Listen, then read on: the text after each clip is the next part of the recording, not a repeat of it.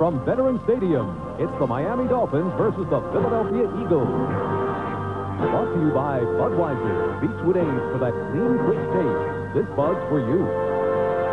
By Hewlett Packard, computer solutions from the people who never stop asking, what if? And by BMW, the ultimate driving machine. To arrange a thorough test drive, phone your nearest BMW dealer. Veterans Stadium, Philadelphia, sold out on this Sunday afternoon for interconference action between the Eagles and the Dolphins. The Dolphins in a must-win situation. They are 6-6 in the AFC East, and any shot at the playoffs means they must get a win here today. The Eagles over in the NFC East have the slimmest of chances to get into the playoffs, but this young club of Buddy Ryan's is very capable. They'll try to be the spoilers today. And a very pleasant good afternoon, everybody. Jay Randolph to call the play-by-play, alongside to analyze this action, Michael Jackson. Michael, Miami will try to establish the running game. That helps Marino out. And to do it, they'll call on Troy Stratford. Troy Stratford, for the past 3 weeks, has run the ball 62 times for 312 yards and 4 touchdowns. If he gets loose today, it'll be a long day for that Philadelphia defense. And here is Stratford coming off a 120-yard game last Monday night against the Jets. On the other side, the Philadelphia Eagles have Randall Cunningham at quarterback, and this young man can make it happen. He can make it happen. At quarterback, he's the leading rusher for the Philadelphia Eagles. He's their big play man. And if they can convert the third down situations today, they have an excellent chance of keeping Marino on the sideline. Injuries a bit of a problem for Philadelphia. Reichenbach is out of the lineup at middle linebacker. Terry Hogue won't start at the safety spot. Dwight Stevenson, maybe the finest center in the game, will not play for Miami. More about that later on. And we're getting set now for the opening kickoff. Another injury for Miami. Fuad Reveiz, their third-year man from Tennessee, the kicker, will not play today. He has an injured thigh. They have signed on Van Tiffin, 22 years old. He was with Tampa Bay during the strike, also signed on at Atlanta as a free agent, played at Alabama. Tiffin will kick off. This kickoff is sponsored by Budweiser, the king of beers. Morrison Carter set to receive from Tiffin. Hope you'll enjoy it wherever you are. At the 6, that's Bobby Morse. At the 20, right up the middle, across the 25 to the 27-yard line. Morse averaging 15 yards per return, picked up 21. Bob Brzezinski, number 59, on the tackle. Randall Cunningham, number 12, will start things off. It's Byers, along with Anthony Toney, Quick, Jackson, the tight end, Spagnola. We'll see a lot of Jimmy Giles today. Darwin, Schreiber, Beery, Baker, and Conwell up front. On first down, play action. Up the middle, complete. At the 47-yard line, that's Mike Quick. His 35th catch of the year, 20-yard pickup, first down. Judson, 49, on the tackle. Actually, no one was in that zone. Mike Quick comes down the field. They're in a zone defense and picks up the big first down. Turner, Socia, and the rookie Boza. Graff, another rookie. Ship, the talented John Offerdahl, and Brown are the linebackers. Langford, Judson, Hobley, and Blackwood in the secondary.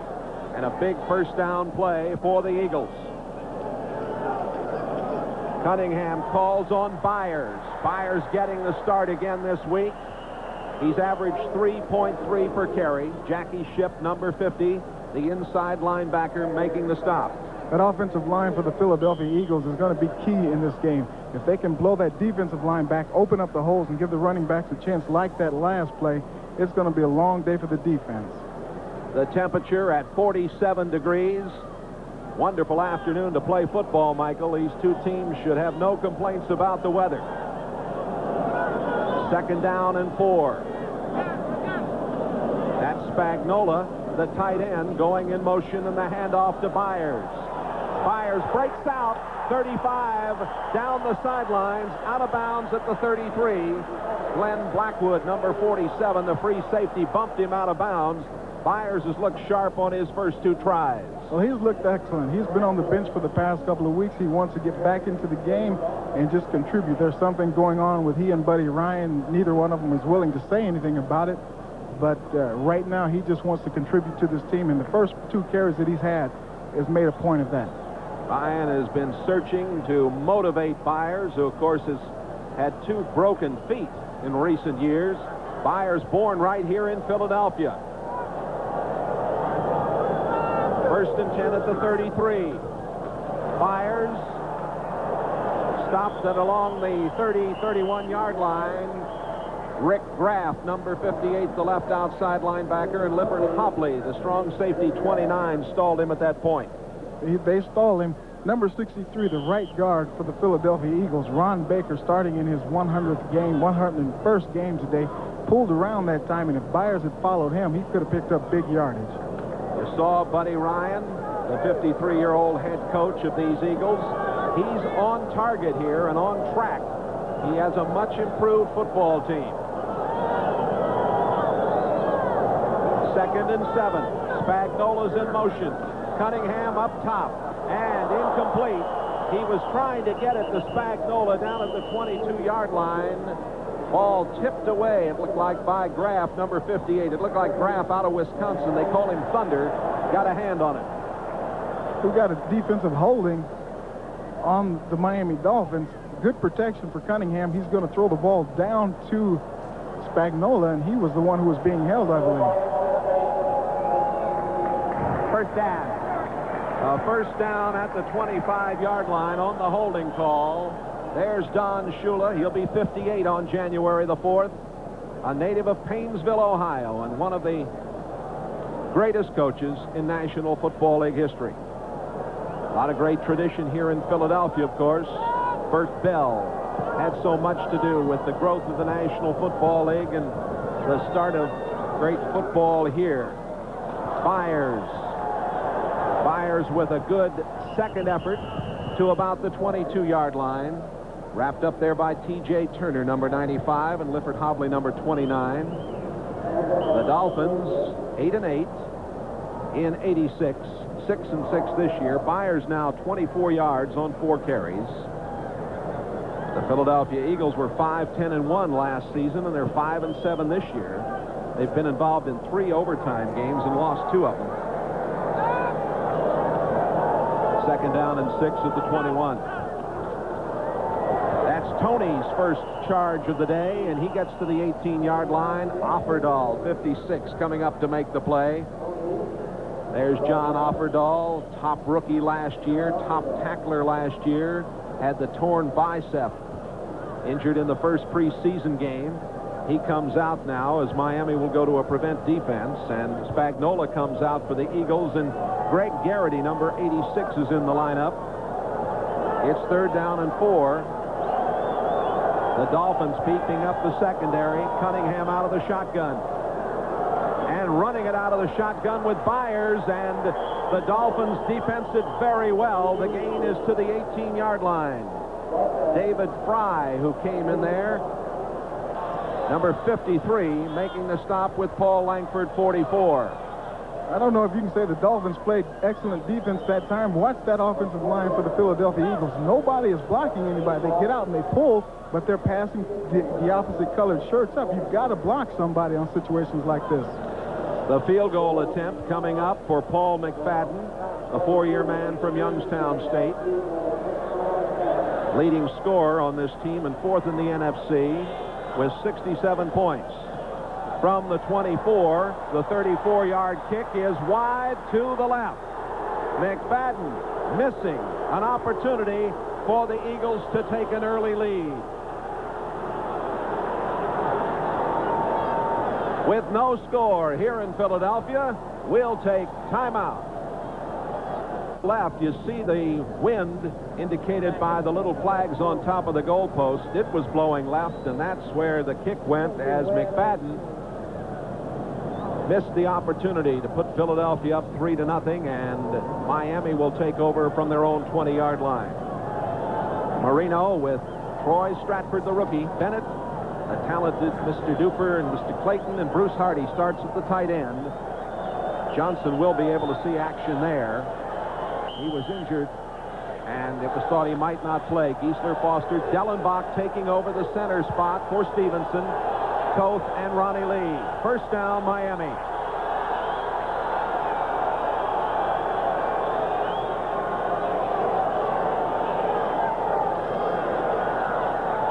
Marino completing it out to the far side, and that is Mark Clayton making his 33rd catch of the season. Roynell Young, 43, had the coverage out there. Marino starts the day as the third-ranked passer in the AFC, completing 195 of 318. Reggie White, what a talented performer. Clark, Pitts, and Simmons, the defensive line for the Eagles. Joyner, Evans is playing for Reichenbach. Gary Cobb, Young, Frizzell, Waters, and Cooper. Cooper taking over for Terry Hogue at free safety. Some confusion on the Philadelphia team. They had 12 players out on the defensive field.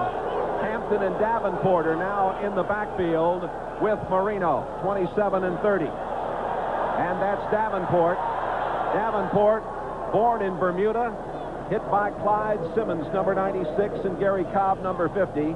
Davenport with only 36 yards rushing, a 2.3 average. He caught 10 passes, though, last Monday night. Offensive line for the Miami Dolphins does a great job. You see Reggie White coming on the inside, number 92 for Philadelphia. He gets wiped out on that play. Interesting to note, on the first play of this series, Reggie White, who's listed as the left defensive end, was lined up right over the center, Dellenbach. And we'll see a lot of that today. The first down, Stratford and Bennett are back in the backfield. Here comes the pitch to Stratford. And they were looking for him. Keying on him was Andre Waters, the strong safety, number 20, coming across to make a fine play. That's the way you like to have your strong safeties come up. He came up there and put his nose right in there, and once he hit Stratford, he went back. That's the picture-perfect tackle. Waters is from Pahokee High School down in Florida, born in Belgrade, Florida. In the early going, New England, a 16-yard touchdown pass. Jones from Grogan. Nothing else shaking as we get our first look at the 10-minute ticker today. Now Davenport and Hampton in the backfield. Shula's rotating his backfield tandems on every play. And he was in the grass. Reggie White, number 92. They called Marino in the grasp. He was trying to get the pass to Pruitt.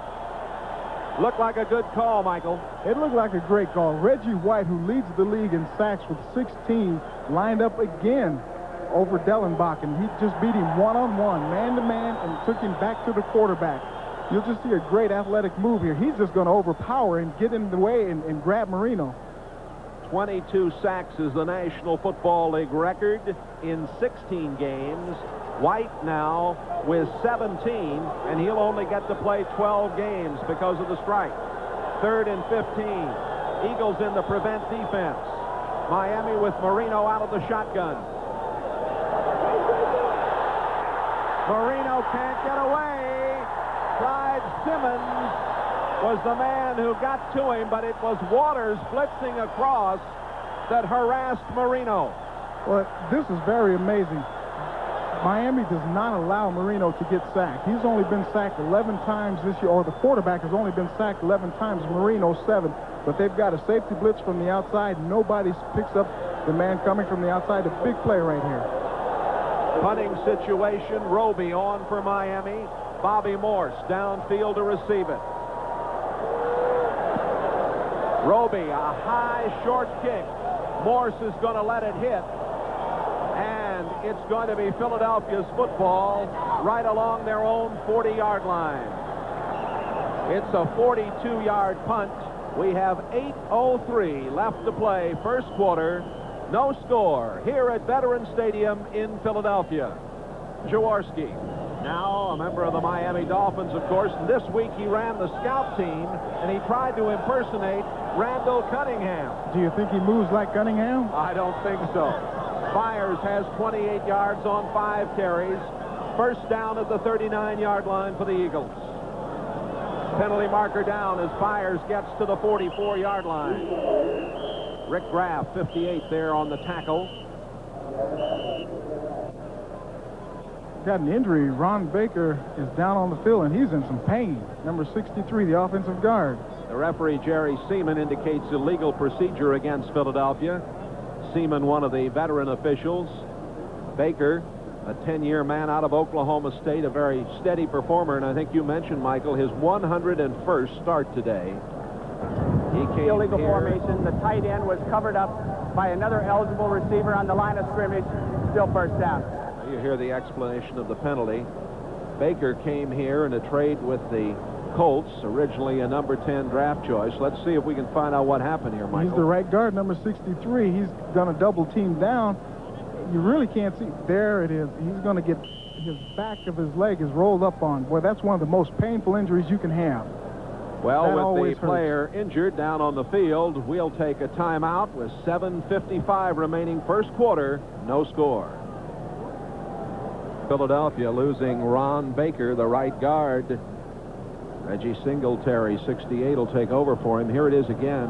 You'll see Baker, number 63. He's got his block downfield. Byers gets tackles and rolls into that right knee, left knee, right knee, and that's a painful situation. That's too bad. Hopefully he's not hurt too badly. First and 15 after the procedure call. Keith Byers. Byers near the 40-yard line before he is thwarted. Leading the way, Offerdahl, 56, and Graff, 58. Philadelphia is trying to establish the run. They came out on the first play of the game and they completed a big pass, and they ought to go back and do that again. Confuse the defense, mix the run and pass on first down as well as throughout the rest of the game. Byers now with 33 yards on 6 carries. Ball short of the 40-yard line. It'll be second down. Let's call it 10. 7 minutes to play. A scoreless first quarter to this point. Spagnola goes in motion. And the pitch to Byers. Byers can't get outside. Coming up to make the play was Lifford Hobley. They strung it out and did a very, very nice job. Mark Brown out there, the outside linebacker, stretched the play out, got the good position for defense. There was no place to run on this. Watch number 51, Mark Brown, come into your picture. He's going to make sure that play does not get outside him. He gets stiff arm, but he strings the play out, affording Lifford Hobley the chance to come up and make a big hit. This telecast presented by authority of the NFL, intended for the private use of our audience. Any rebroadcast or other use of this telecast without the express consent of the Eagles and the NFL is prohibited. 3rd and 12. Cunningham, lots of time, airs it out. Greg Garrity, the 5-year man from Penn State, downfield, but the pass well overthrown. Garrity seemed to be held up a little bit. Glenn Blackwood, the free safety, and Don McNeil, number 28, had the coverage back there, and it's punting time for the Eagles and John Telchik. And that's 2 third-down situations that have occurred already in this ball game. The Philadelphia Eagles have not converted either one of them. Telchik averaging 38.3. Scott Schwades is downfield. Schwades at the 19, fumble, and Schwades is able to cover up. A very tough moment for the Miami club, a 45-yard punt. Schwades, who's been very sure-handed, coming up with the bobble. And here it is. He was in trouble. He's looking right into the sun, very bright day, and half of the field in shadow and half in the sun, and he's lucky to be able to cover up there. We'll be back with more from the vet right after this. Rock and roll music. Yeah, this is Philadelphia, the American Bandstand. You're too young to remember when it all started back here. You've been impressed more by the cheerleaders probably than the play at this point. It's a scoreless game. The cheerleaders are something to look at right now. I'm impressed with this Philadelphia team, except for third down situations. Well, I'll tell you one thing. Philadelphia is an intense young football team. Here's Marino completing it up the sideline. That is Mark Clayton out of bounds for the first down, just over the 35-yard line. Marino is an expert at finding that open man. That time he had a zone position by the defensive backs with a man coverage underneath. Marino's got that quick release, finds Clayton out in the open for a big first down. He got by Roynell Young out there on the corner. Davenport and Hampton behind Marino.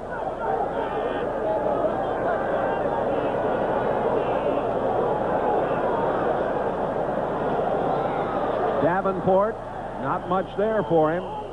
Seth Joyner, number 59, the left linebacker, came up to make the tackle. Let's check in with Bob Costas. All right, Jay, here's Bobby Hebert looking for Eric Martin at the Superdome. Martin makes the catch, spins away from the defender. 54 yards later, he's in the end zone. Saints trying for their 7th in a row, leads 7-0. Back to Mr. Rock and Roll, Jay Randolph. Thank you, Robert. We'll look forward to your updates throughout the afternoon. No score here. 5:17 to go, first quarter.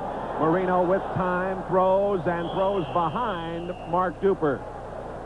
Frizzell had the coverage from right corner number 33, and Marino apparently not too thrilled with his toss or the pattern that Duper ran. Marino is 2 out of 3, 27 yards here in the early going. This game is the property of the National Football League. The Miami Dolphins and the Philadelphia Eagles. All rights are reserved. Don Shula, the head man of the Dolphins. Clayton, Pruitt, and Duper, 3 wide receivers in there, 3rd down and 8. Eagles with their prevent defense, penalty marker down, and the pass again thrown behind Mark Duper. Marino being harassed a little bit. He's being harassed, and he's being harassed by Reggie White again. That Prior to the snap, number 79 offense. That entire Philadelphia defense is really inspired right now. John Albert Giesler Fowles was on the coverage that time. John Giesler, number 79, Ball start prior to the offside. snap. Number Ball 79 start. offense. Still 3rd down. It'll be 3rd down. Ball spotted at the 33-yard line. Miami seems a little bit out of sync right now. They've got this penalty. Marino had the Philadelphia defense jumping, but then Giesler jumped and negated everything on that play. It's 3rd down, 13 from the shotgun. Again, Clayton, Pruitt, and Duper all out there.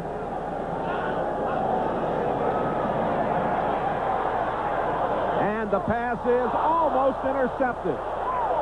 The pass was too high, intended for Troy Stratford, and Albert Fowles, number 29, who has 4 interceptions this season. There is Fowles out of Alcorn. Almost came away with this one and should have, it looked like, Michael. Well, Philadelphia drops back. They drop everybody back. It's just a straight zone defense. Marino simply overthrows the ball, hits Fowles in a bad position with his hands that time. Roby's kick coming downfield, gets a good bounce. Morse picking it up at the 20, gets it back out to the 27. Fumble. Miami's come up with a football. Jensen, number 11, came out of there with it. Big play for Miami Dolphins right there. Thompson was also down there, number 24, to bat that ball away. You got to hang on to the ball. I mean, it was not that great a hit. Morse just simply coughs the ball up. Miami comes up with a good position. The first turnover, and here it is. Morse fumbles before he goes down. You see Jensen there along with Thompson causing it. Jensen falls on that football. One good thing for the Philadelphia Eagles in this situation, over the past 4 games, after a turnover, they have not allowed any points. Let's see what happens here. 4:50 remaining, first quarter. Dolphins with a golden opportunity. From the 27. It's complete. That's Tony Nathan, the veteran, the 9-year man from Alabama. Nathan catching his 10th pass of the season. Coverage by Byron Evans, 56, who is playing in the middle for the injured Mike Reichenbach. Reichenbach has an ankle injury, wanted to start, but Buddy Ryan wanted to take a look at the talented rookie from Arizona, Evans, and Evans isolated out there one-on-one with Nathan. He does a good job in making that tackle, because without that, everybody else was in man-to-man coverage. It would have been a touchdown up the sideline. 2nd down and 2. And Marino is audibled. Stratford behind Marino. And the pass to the tight end, Hardy. Hardy is out of bounds near the 12-yard line. Frizzell, 33, the cornerback there, along with Joyner, 59, the linebacker. 10-minute ticker. And Buffalo got a 12-yard pass. Harmon from Jim Kelly. New England leading 7-3. Washington out in front of Dallas. New Orleans leading Houston. Cincinnati has the lead at Cleveland. That's a big game today for the Browns. 1st and 10 at the 12-yard line for Miami. Marino 4 out of 6, 42 yards.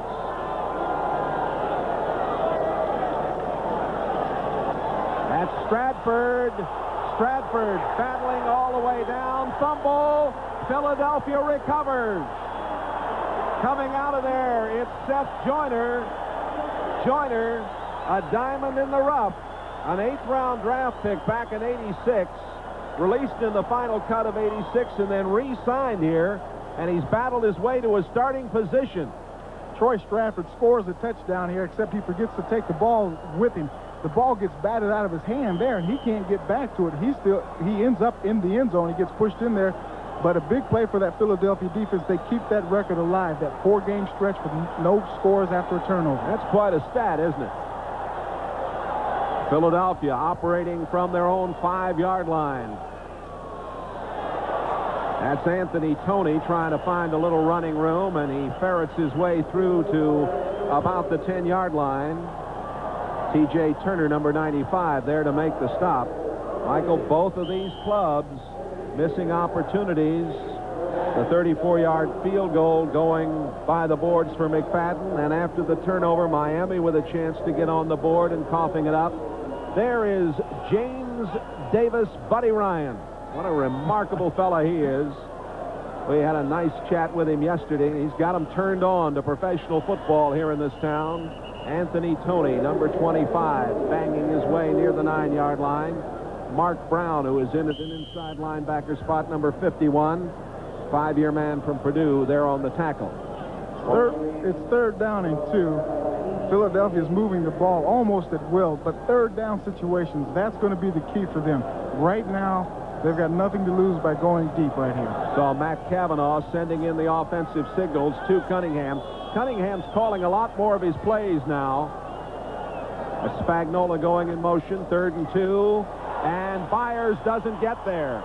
Big job by the Miami Dolphins, T.J. Turner, number 95. He wouldn't be denied, and he makes the play. Let's remind you that we'll be selecting a Budweiser MVP for today's game later this afternoon. Here it is. Byers dinged right there. He's dinged, and he gets hit straight up. That's perfect tackling by the Miami defense. He sheds the blocker, gets rid of him, and squares up on the running back. Scott Schwede set to receive the punt. That goes back to what I was saying. They should have passed the ball. They didn't make the 1st down anyway. At least give yourself an opportunity to get the ball downfield with a pass. Kelchik. Good punt. And another problem. Schwades is able to pick it up and hold on. I'll mention again how tough that sun is right along the line where the shadow is, and it's bothered Schwades. A 45-yard punt. Ty Allert, number 58, downfield to make the play. And here it is again. Schwades battling the sun. Ball bounces away. He's had trouble on both of the punts. Well, I think what's going on, I think Schwades is looking up. He's looking into the sun, or he's got a glare in his eyes, but he's taking his eye off the ball about a split second before it gets down, and he's looking to see where the defense is before he catches the ball. And I tell you, he's not a very happy man, but neither is Coach Don Shula on that sideline. Don Strock with the headset on there. He has a lot to do with the play selection on offense. 1st down at the 35 with 1:49 to go in a scoreless first period. Oh, my, almost another opportunity for Joyner, and he let it get by. That's the 2nd time today that Joyner's had a chance to pick off an errant throw from Marino. You want to see power. Watch the middle of your screen, number 92, Reggie White. He's going to be in there all day. He just overpowers Jeff Dellenbach. Marino does not have time to sit in the pocket like he likes to do. And if he keeps moving around, and they're going to keep a lot of pressure on Dellenbach, then Marino's going to have a tough day. 2nd down and 10. Marino looking things over, Michael. He's checking it out. Reggie White's lined up over Dellenbach again. Handoff going to Hampton. Hampton gets outside to the 50, at the 40, and down the sideline. Lorenzo Hampton, 244 yards coming into today's action and a 3.4 average. That's his longest run from scrimmage this season, 35 yards. Fellow played at Florida. He's from Lake Wales, and he got to the outside. The right side of that offensive line for Miami just wipes out that left side for the Philadelphia Eagles. There was nobody in position to make a play on Lorenzo Hampton. All he had to do was run. Pro Bowler the last 2 years, Roy Foster, number 61, did an excellent job. First down, Dolphins at the Philadelphia 31-yard line. A minute and a half to play in the first period. Stratford and Bennett in the backfield. Marino on the run, throws incomplete, trying to get it to Hampton. Joyner, 59, had the coverage out there. A lot of pressure again on Marino. He does not move around in the pocket very well. He doesn't have the greatest foot speed, but he gets out of trouble and gets the ball. At least he does not get sacked again. Well, Marino got a touchdown last week on a bootleg, 5 yards out. First time he'd scored on a play like that in quite a few years. There was nobody around when he ran for that touchdown. He made an excellent fake. Second down and 10. Pruitt, 82, in the lineup for the Dolphins now with Duper, 85. Bennett and Stratford behind Marino. Great play. Penalty marker down. Great play. Seth Joyner coming up from the left linebacker spot. Joyner, who blocked the field goal in the overtime against the Giants last week, making a big play on Stratford. And as I mentioned, there is a flag down. Let's take a look at it again. From the right side of your screen, Seth Joyner on the snap of the ball just takes off. Nobody gets a hand on him. Nobody even gets to look at him except for the running back. He was off like a shot. Referee Jerry Seaman and his crew discussing the infraction. The penalty marker was thrown in the Philadelphia secondary. Stratford, 3 carries, 5 yards. Both of these clubs have had success running the ball one week, then they have trouble the next week. They've kind of been up and down with their running games. Well, that's why the Philadelphia Eagles are 5-7 right now, and the same thing goes for the Miami Dolphins. They're 6-6. If you can't get that consistency in your running game, it takes your passing game out of effect. They may be taking a look at something here, the replay officials, but Seaman is discussing it.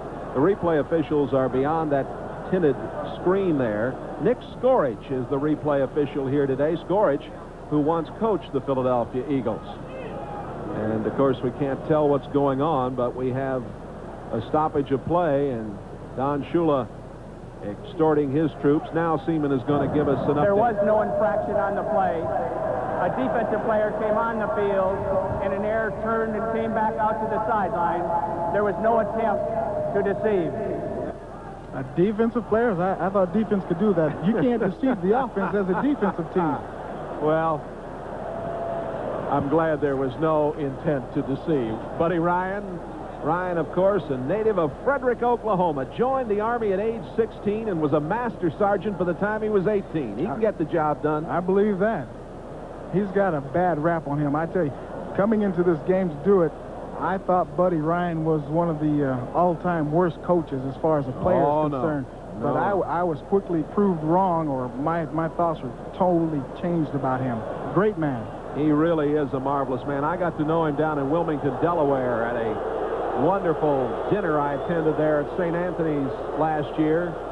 Never spent so much time with so many Italians in all my life. We had a great time, and Buddy Ryan has really got him turned on here in Philadelphia. He's a prime time success with his radio show here on Monday night.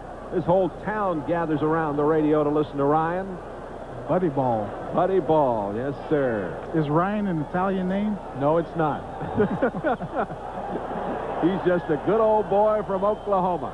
3rd and 14, and we're ready to go.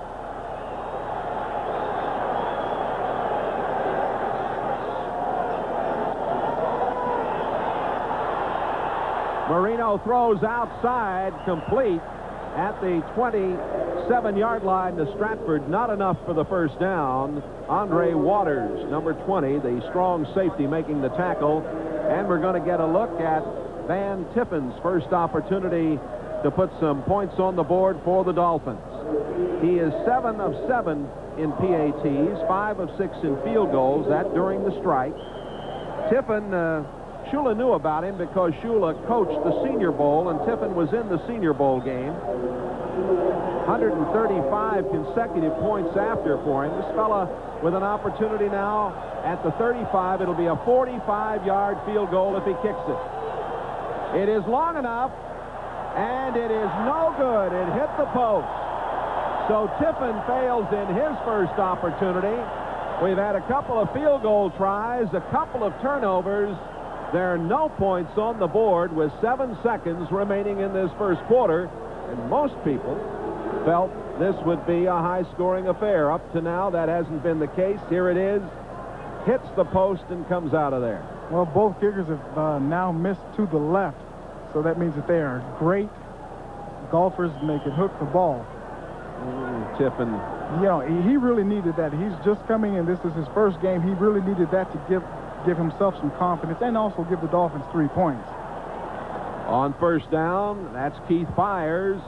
Byers swarmed under, and this big crowd of better than 66,000 to sell out here didn't like the play calling very much. Offerdahl on the tackle. Gun sounds at the end of the first quarter of play here at Veterans Stadium, Philadelphia. Nothing shaking for either side. They scored for New England. They're up 14-3. Washington still leading Dallas. The 10-minute ticker. New Orleans over Houston. Cleveland has scored to take the 7-3 lead over Cincinnati on the lakefront. Minnesota out in front of Green Bay. In that Minnesota game, a 40-yard touchdown pass from Tommy Kramer to Anthony Carter.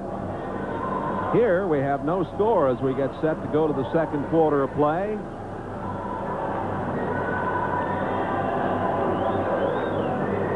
Cheerleaders still in the end zone. I'll tell you, that was the most distracting thing when I was playing football was the cheerleaders, especially the good-looking ones.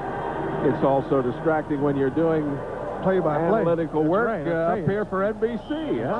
It's tough for me, I'll tell you.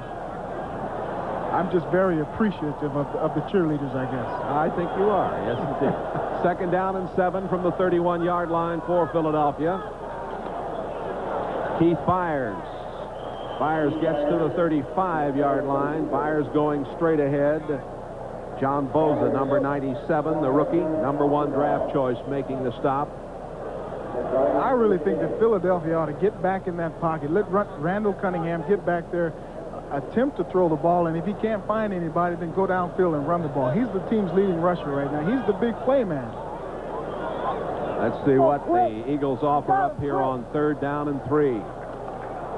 The pitch to Tony. And Tony has got the first down as he gets to the 40-yard line. Going over the left side, Mark Brown, number 51. He's the right outside linebacker, and the noseman, Brian Soche, number 70 on the tackle. The first period statistics. Things pretty even up as we have a scoreless game here in Philadelphia. Philadelphia needs to get a big play. I'm still convinced that Cunningham has to get back in that pocket and throw the ball. Play action, and he is up the middle to the tight end, Spagnola. The 29th catch of the season for Spagnola, who played at Yale. Free agent, originally signed with New England as a number 9 pick. Jackie Shipp, number 50 on the stop.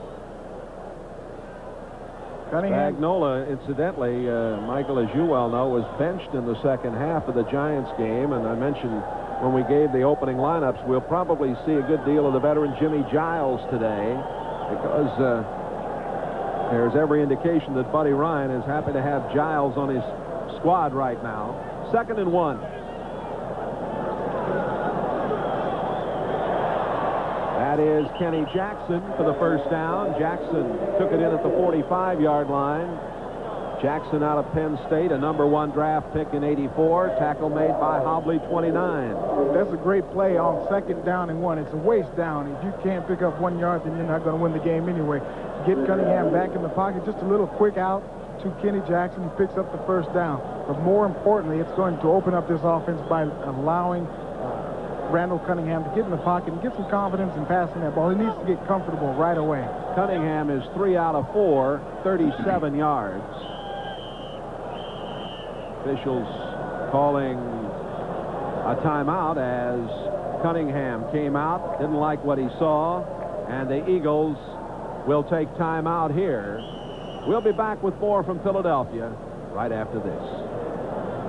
Today's game is brought to you by Mazda, bringing performance and value together. That's the Mazda way. By Coors, the beer with a difference worth tasting. Coors is the one. And by Magnavox, smart products for smart people. Magnavox, smart, very smart.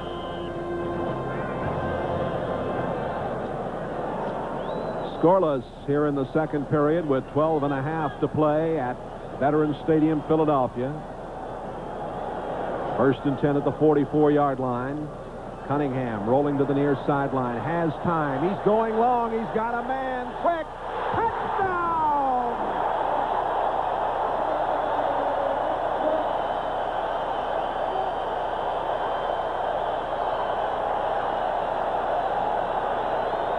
"44 yards for Mike Quick.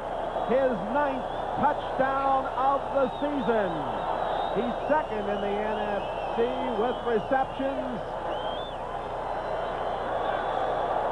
Randall Cunningham, that's what he's good at, getting out of that pocket, rolling out. They had a moving pocket. Everybody has him protected, but Mike Quick simply outran everybody. There were 3 defenders back there, and none of them could keep up with him. He's been in 4 consecutive Pro Bowls, and he did the job there. McFadden with the point after. It is up, and it is good.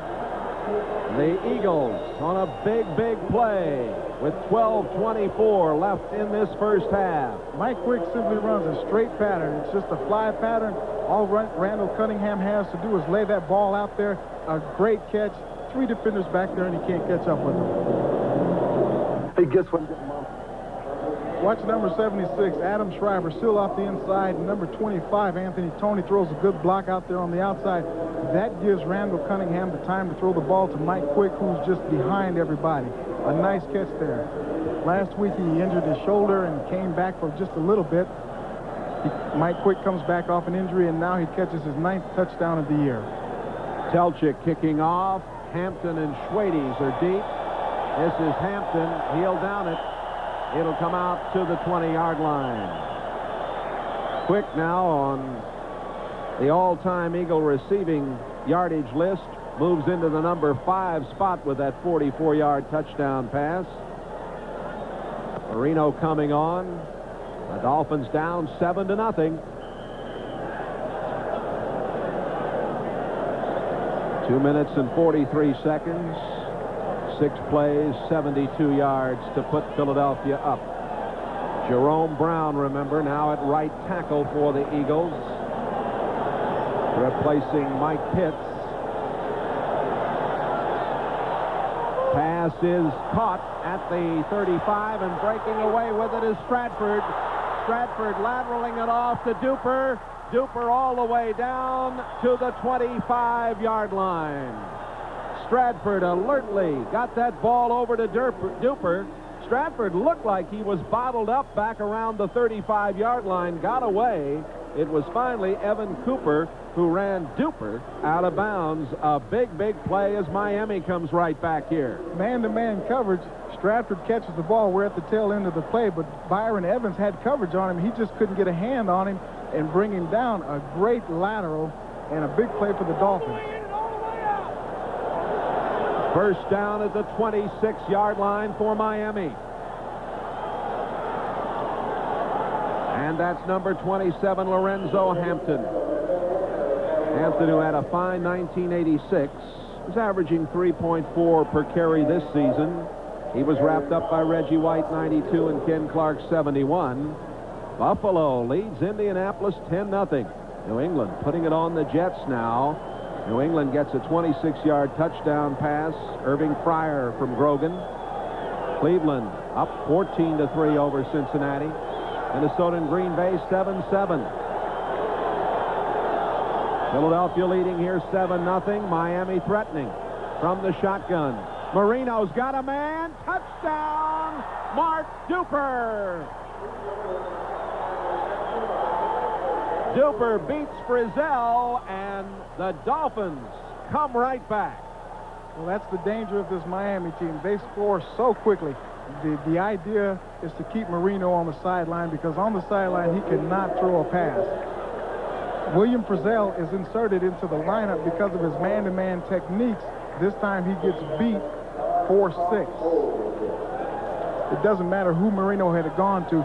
Duper was open on that side, and Mark Clayton was open on the other side. 5th touchdown of the season for Duper. Van Tiffen with the point after. It is up, and it is good. Out of the hold of Don Strock. And we are tied up 7-7. We'll be back with more from Philadelphia right after these messages. Took 64 seconds off the clock. 80 yards, 3 plays. The 20-yarder Marino to Duper, and we're tied up 7-7. Tiffin will kick off. Morse and Carter set to receive.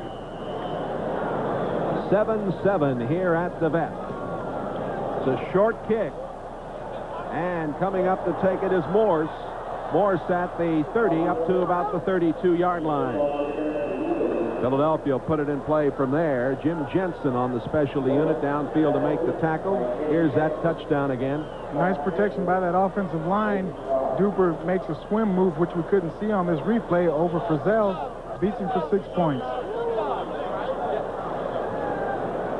Now it's up to that offensive line and that offensive set for the Philadelphia Eagles. Do you try to come back and get it all back right now? It's only 7-7, no big deal. Cunningham is 4 out of 5. And throwing on first down. Wide open is Mike Quick. Quick gets to midfield and a first down.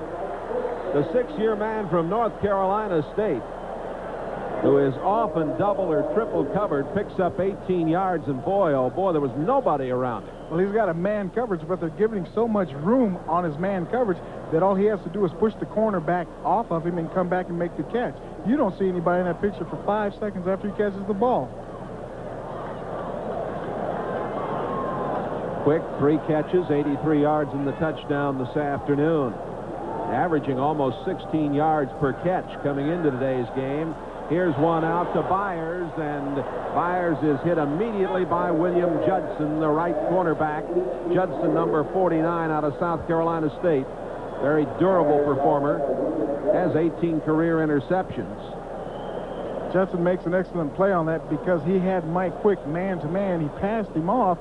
Once Quick came downfield, he stopped in front of Judson. Judson lets him go and comes back and makes a big hit. 2nd down and a long 5. Cunningham 6 out of 7, 104 yards.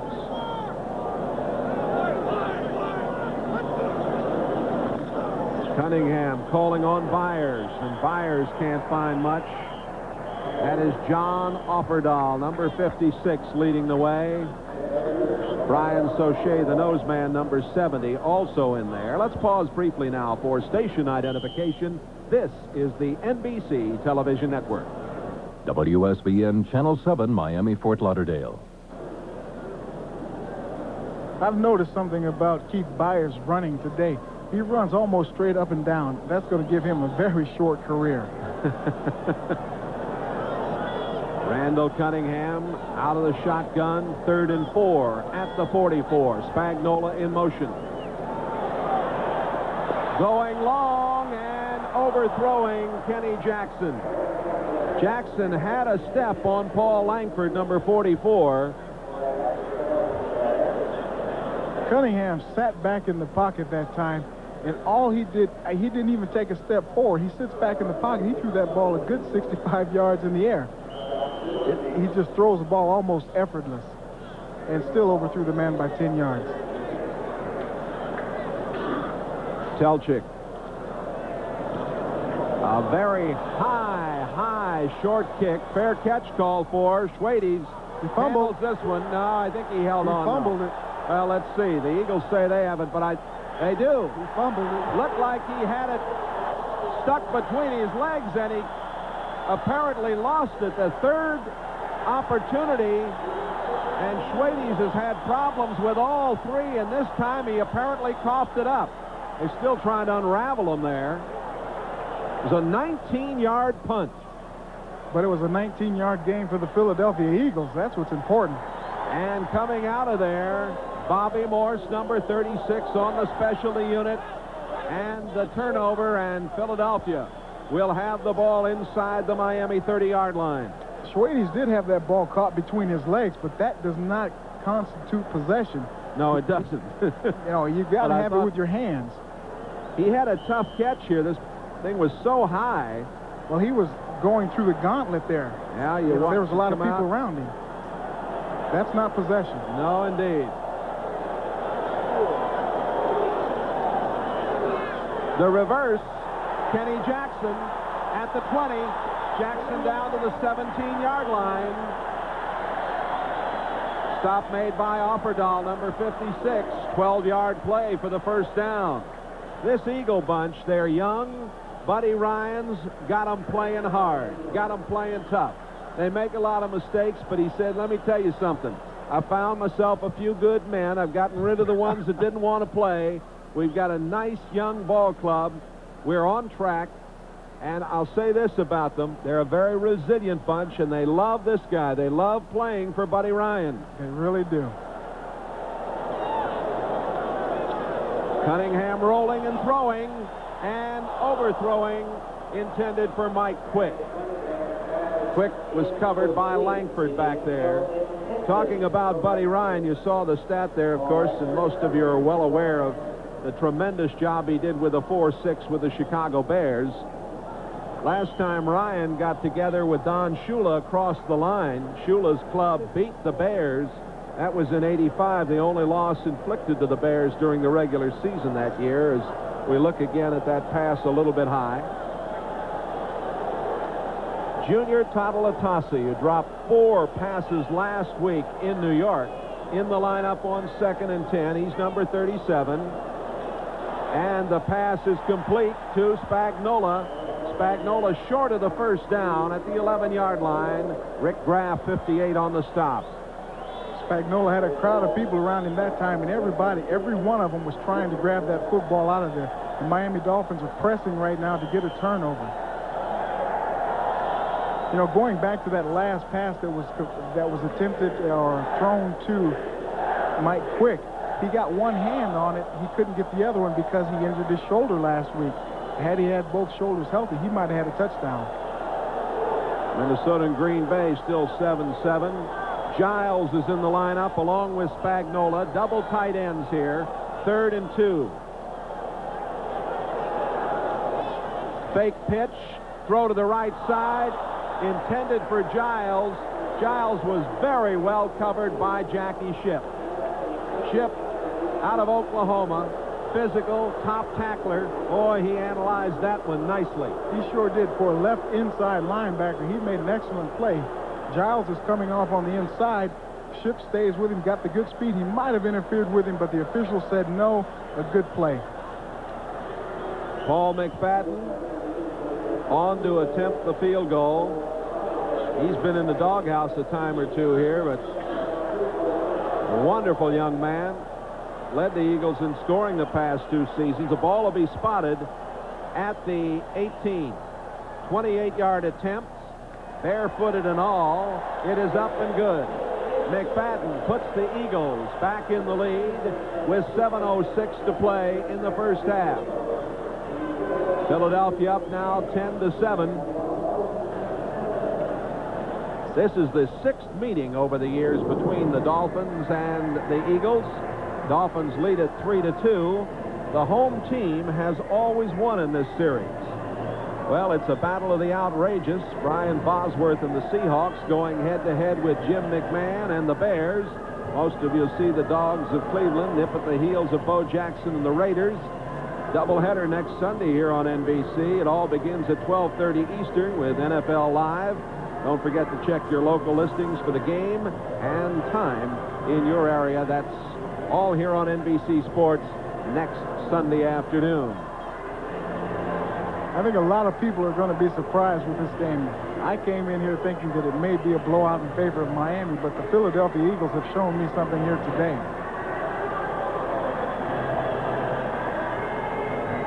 Ron Baker out of action, a severely strained knee, and he will not return. He's been spelled in there for the Eagles by Reggie Singletary.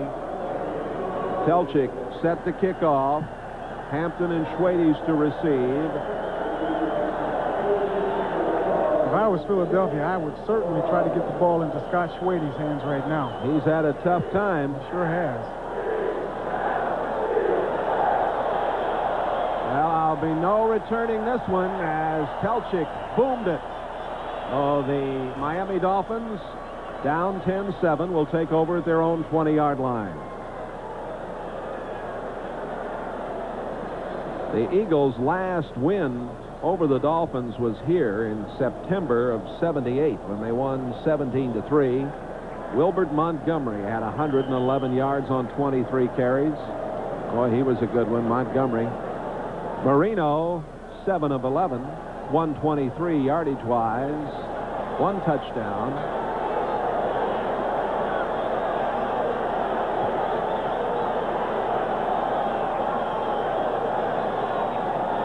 From the shotgun on first down, Marino. He's audible here. Going long and intercepted. Uh-oh. That is Evan Cooper. Now we've got Roynell Young, and back downfield they come. Oh, there was a big block upfield on Mark Clayton to spring Evan Cooper downfield. 23-yard return. Marino put that ball up, and it didn't have much on it. He might have been hit just as he threw it, but the interception.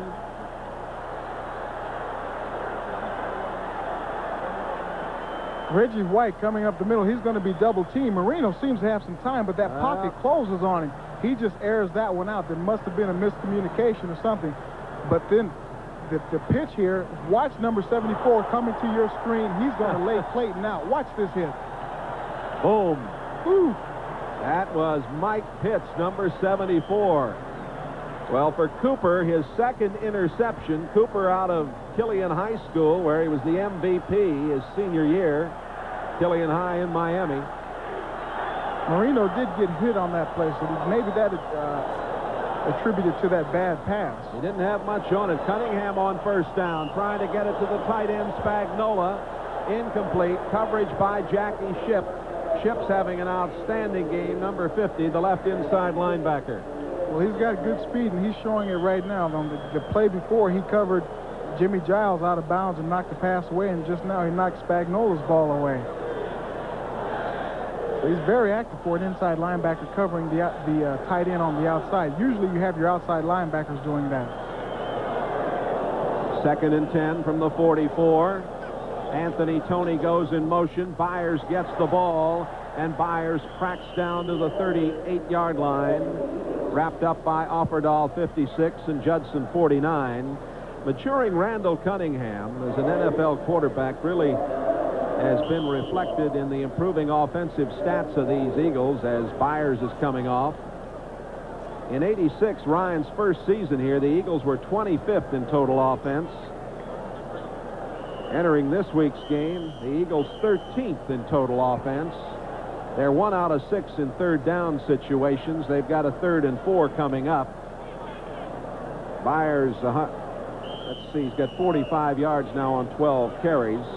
Quick, Garrity, Jackson, and Carter all in there, wide receivers, spread formation for Cunningham.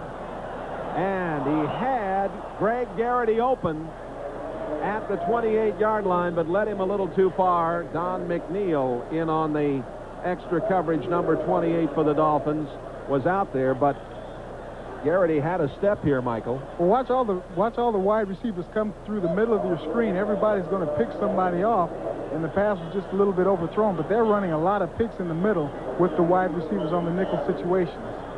That's an old linebacker talking, folks. He knows about that. It's just like basketball.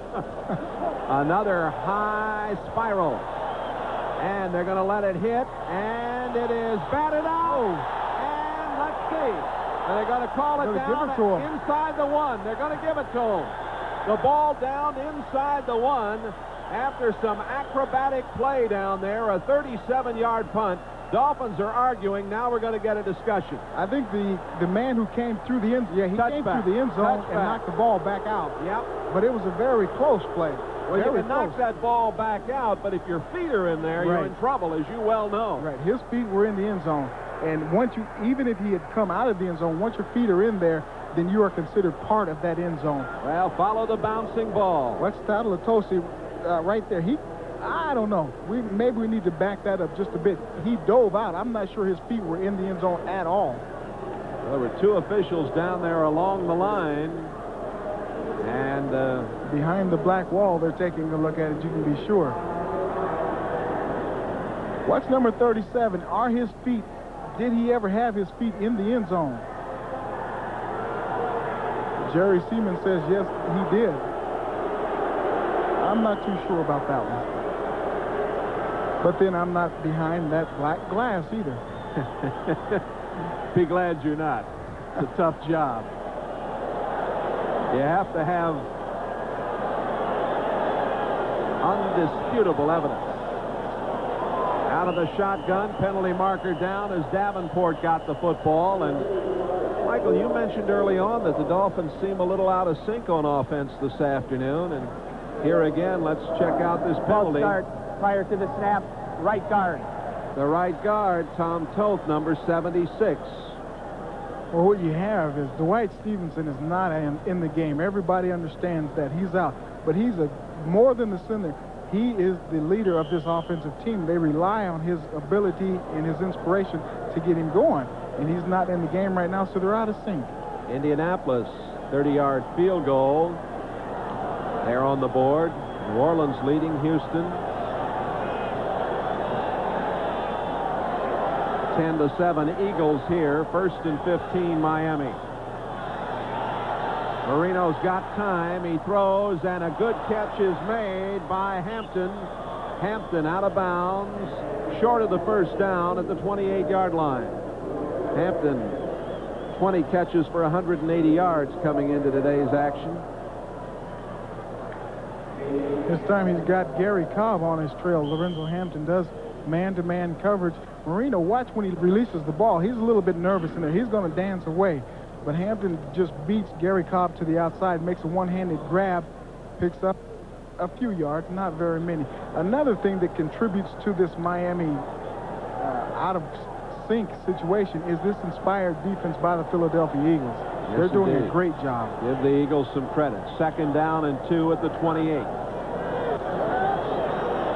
Marino over the middle, going long for Hardy. Oh, what a fine catch by Bruce Hardy. 1st down at the 42-yard line. Hardy, a quarterback in college at Arizona State.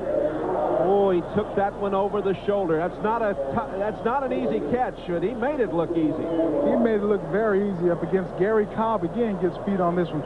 The Eagles are in a zone coverage with man underneath. You see Gary Cobb there. He's trailing, and Marino can lay the ball in there just perfectly. And he did. Marino putting it on consignment to Hardy. Hardy, that's his longest catch of the season, previously 21 yards. Marino 9 for 14, and nothing doing for Ron Davenport, wrapped up by Clyde Simmons, number 96. Simmons, who played at Western Carolina. 5 sacks coming into today's game. Don Shula, coach of the decade in the 70s. Only George Halas has more victories. World championships for his Dolphins in 72, 73, and has the best winning percentage of the active coaches.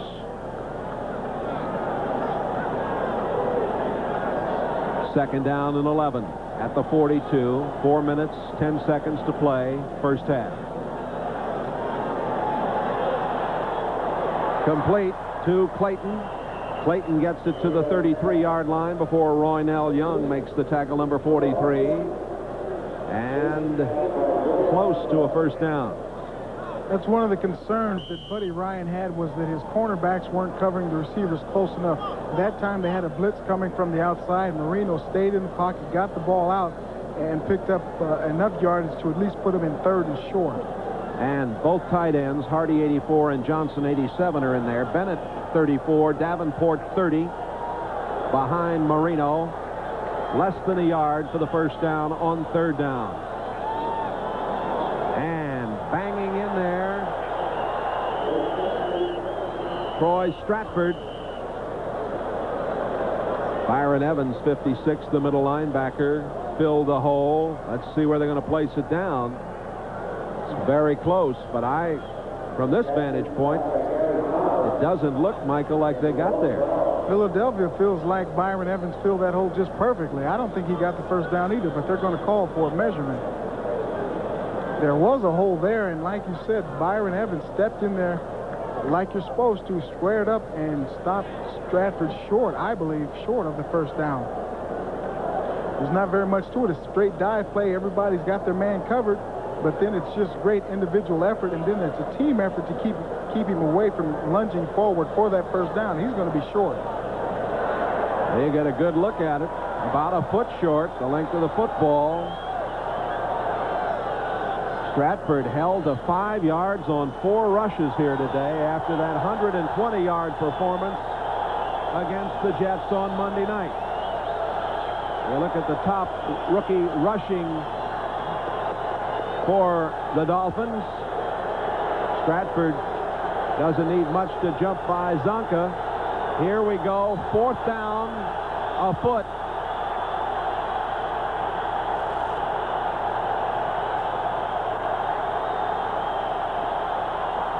Stratford, he's got it. Got to the 30-yard line. Byron Evans, number 56, makes the stop. Davenport with a good block, number 30 in there, as Stratford went over the top. The offensive line picks up this first down for the Miami Dolphins. The defensive line for the Philadelphia Eagles is standing straight up. They've got their shoulders too high. Miami gets underneath them and pushes them back for that first down. There was not a stalemate there. That battle was won by that offensive line. 2.5 minutes to play in the first half. The Eagles lead the Dolphins 10-7. James Pruitt, Mark Clayton, and Mark Duper all in there for Marino as targets. Marino throws wide of Pruitt. Pruitt, number 82 out of Cal State Fullerton, has caught 19 for 302 yards. Clock stopped with 2:16 remaining. Waters 20 and Gary 38 had the coverage. Philadelphia is playing a lot of man-to-man defense against these receivers, which is a good challenge and a great challenge for this defensive backfield. Some of the best receivers are on that Miami sideline, and they're doing an excellent job in keeping them quiet today. Buddy Ryan worked under Weeb Eubank with the Jets, 76 and 77. He's with the Vikings and Bud Grant. He's earned his way to the head coaching spot here. 2nd down and 10. And Marino intending it for Stratford. Stratford was hooked up there with Byron Evans, the middle linebacker, and a problem between Stratford and Marino. And a problem with Reggie White, number 92 in the middle of your screen, going up against the center again. He's just overpowering everybody and getting in there. Marino cannot have time. He doesn't have time to sit in there and pick out his receivers like he likes to do. Reggie White is having an excellent game. He's a very funny person, too. I mean, he's very friendly off the field, but on the field, he turns on a different face. He's not too funny down there if you're Marino in the group. Prevent defense for the Eagles. Jensen is in the lineup now for the Dolphins. Miami 0 for 4 on 3rd down conversions, and this one is caught for a touchdown by James Pruitt. Oh, did Pruitt turn on the afterburner to get in under there? 30-yard touchdown pass. Pruitt's 3rd TD of the season, and for Marino, his 2nd of the day, his 21st of the year.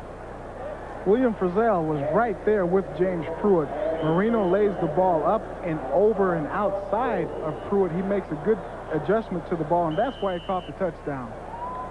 Frizzell had cut underneath him and allowed him to drift deeper into the end zone.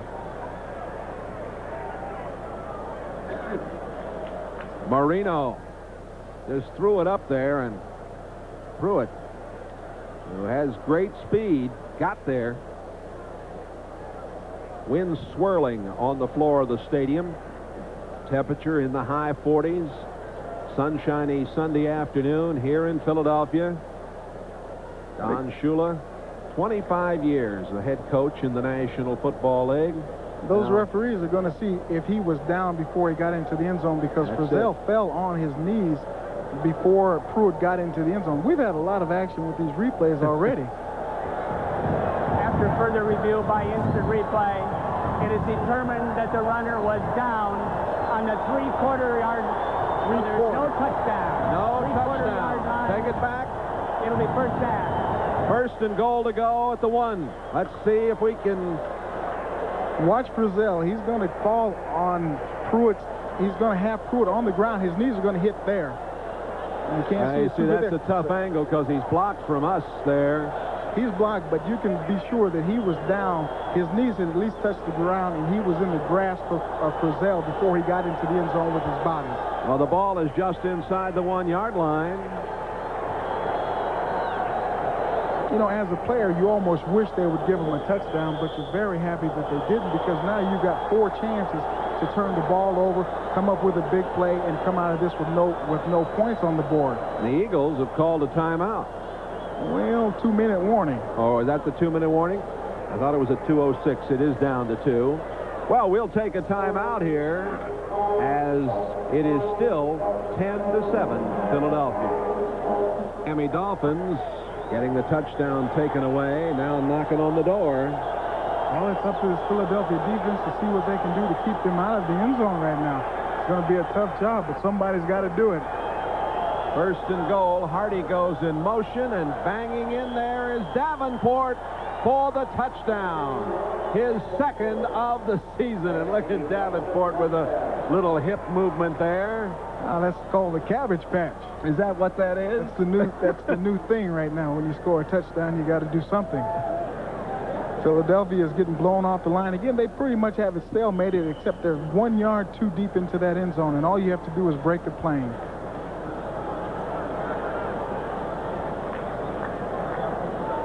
Point after coming.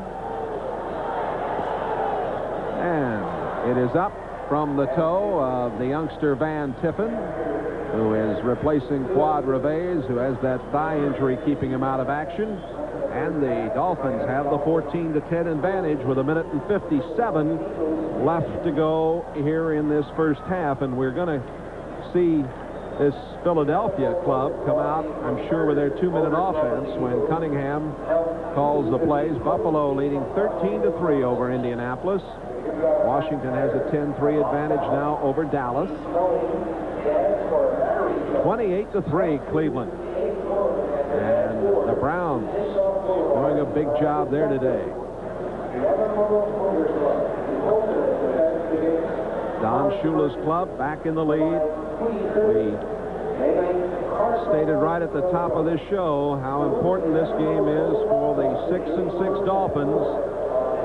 They play Washington in an evening game on the 20th, and then have New England on the 28th. Coming up at halftime, Bob Costas and the crew, NFL Live. They'll bring you up to date on the happenings around the NFL. A short kick. That's Carter. Carter trying to slide away, but he can't at the 26-yard line. Nice play by Woody Bennett, number 34. Bennett, who played at Miami, now in his 9th year, and they're on the specialty unit. Woody Bennett saved a touchdown because he was the last man on the right side of the field. Tiffin is kicking the ball off, and he's only kicking it to the 20-yard line. That's where the ball was taken. There's Bennett going to the sidelines. Cunningham with his 2-minute offense. Hands to Anthony Toney. Toney over the 40, 45, midfield. They were looking for the pass out of the gun and didn't get it, and Tony has a first down at the 49-yard line, a 24-yard pickup. Glenn Blackwood, 47 on the tackle. Clock running with 1 minute and 31 seconds left to go in this first half. Eagles have Quick and Garrity and Jackson all in the lineup, 3 wide receivers. Cunningham on the run, breaks away. Cunningham scampering down the sidelines. What a move he made over there to stay in bounds. Blackwood finally ran Cunningham out of bounds. Cunningham, 33 yards for the first down. On that play right there, boys and girls, you see why he's the leading rusher for the Philadelphia Eagles. 375 yards coming into today's game. That's exactly right. I was talking to Randall Cunningham in the locker room yesterday, and he was telling me about his running ability and how he loves to do it. And now you see why. He makes an excellent move down that sideline. Everybody thought he was going out of bounds. He knew that he was going upfield. He throws the nose man, Soche, over there. First down at the 17. On the run again. Throws incomplete. He was trying to get it to Tatalatasi in the end zone. He was running toward the far side. Clock stopped with 1:03 left. Randall Cunningham is the type of quarterback. He's like John Elway. Probably doesn't have the arm strength that Elway has, but he's got that maneuverability, and he can wear a defense down like he's doing right now. Calm and cool under pressure, and he can run the ball. He can also air it out pretty good. We saw Ron Jaworski earlier. He, of course, now with the Dolphins. Do you think he gave them the look that Randall Cunningham's giving them right now as far as running the ball goes? I don't think Mr. Jaworski could scoop down the sidelines like that. And in the grass at the 20-yard line. Cunningham got it away, but he was in the grasp at the 20-yard line, and it was Offerdahl, 56, who was there. Looked like he might be trying to go to the tight end Spagnola that time. And the clock running with 55 seconds remaining and a 3rd down and 14 coming, and Philadelphia calls a timeout. They have 1 remaining. Cunningham will come over and talk things over with Buddy Ryan. We'll take timeout for this. The pass complete. Short of the first down at the 8-yard line. Kenny Jackson took it in. Timeout, Philadelphia. They take their last timeout with 44 seconds remaining. Buddy Ryan, I think, might be wondering who called that timeout. He is upset about that or the fact that Jackson did not get to the first down marker, one of the two. I think he's more upset with not getting the first down, because with 4th down, you've got to go ahead and do something. You've only got 44 seconds left in the half. You cannot be upset that you called a timeout. You just can't. You cannot afford to do a dumb play like throw the ball into the ground and throw it out of bounds to stop the clock. I think he's just mad because Jackson didn't get downfield far enough. Jackson making it to the 8-yard line, where it is 4th down and a long one. And the Eagles are going to opt for the field goal. Paul McFadden comes on. Some of the folks here don't agree. Well, you've got to get some points on the board. You're only down by 4 points. You're playing excellent football. A field goal makes you go in by 1 down, and you still have a chance to get in the game and win it. McFadden missed the 34-yarder in the first period. Later he makes one. Now look at this. They shift out. And let's see what's going to happen here as McFadden goes in motion. And a high pitch coming back to Telchik. And I don't think he got there. There's a penalty marker down also. No, he didn't pick up the first down. Shifted out of the field goal alignment. Doug Betters over there, number 75, looked like he made the tackle in time. Illegal formation. Only 6 men in the line of scrimmage offense. Penalty decline. First down. Miami gets the football. An illegal formation. Well, they ignited this crowd anyway as they came out and shifted out of that field goal alignment. Doug Betters making the tackle. Miami leading 14-10. 38 seconds left to play in the first half. You know, what's interesting is even though they didn't even pick up the first down, you heard the Boo Birds come out when they sent the field goal team out. Then they shift into this formation, and everybody went crazy in this stadium. One of the things that hurt Telchik here, he gets a bad high pass from center. He had trouble getting his motor started there, right. see? You see, he had people out in front of him to get the first down, but they wouldn't have had it anyway because of the illegal formation. And that is probably going to end this first half as Marino just popped down on the football. Shula headed toward the locker room. His club up 14-10. Behind those sunglasses of Buddy Ryan, you can bet there's a big grin on there because he fooled everybody in the stadium with that fake field goal. The only problem was they didn't pick up the first down. Yeah, he would have liked to have gotten some points on the board, I'm sure. He finds himself down by 4. He could be down only 1 if McFadden had gotten the field goal, but Buddy Ryan is not faint of heart, and neither is his young ball club, and you can expect them to be very, very tough here in the second half. A couple of touchdowns for Marino, and 10 points on the board for the Philadelphia Eagles here at halftime. It was a scoreless first period, and then things heated up a little bit.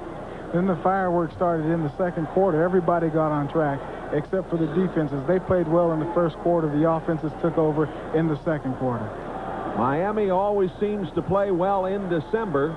Over the last 5 years, not counting this season yet, the Miami Dolphins have been 14-3 in December. NFL Live coming up. All the information from Bob Costas.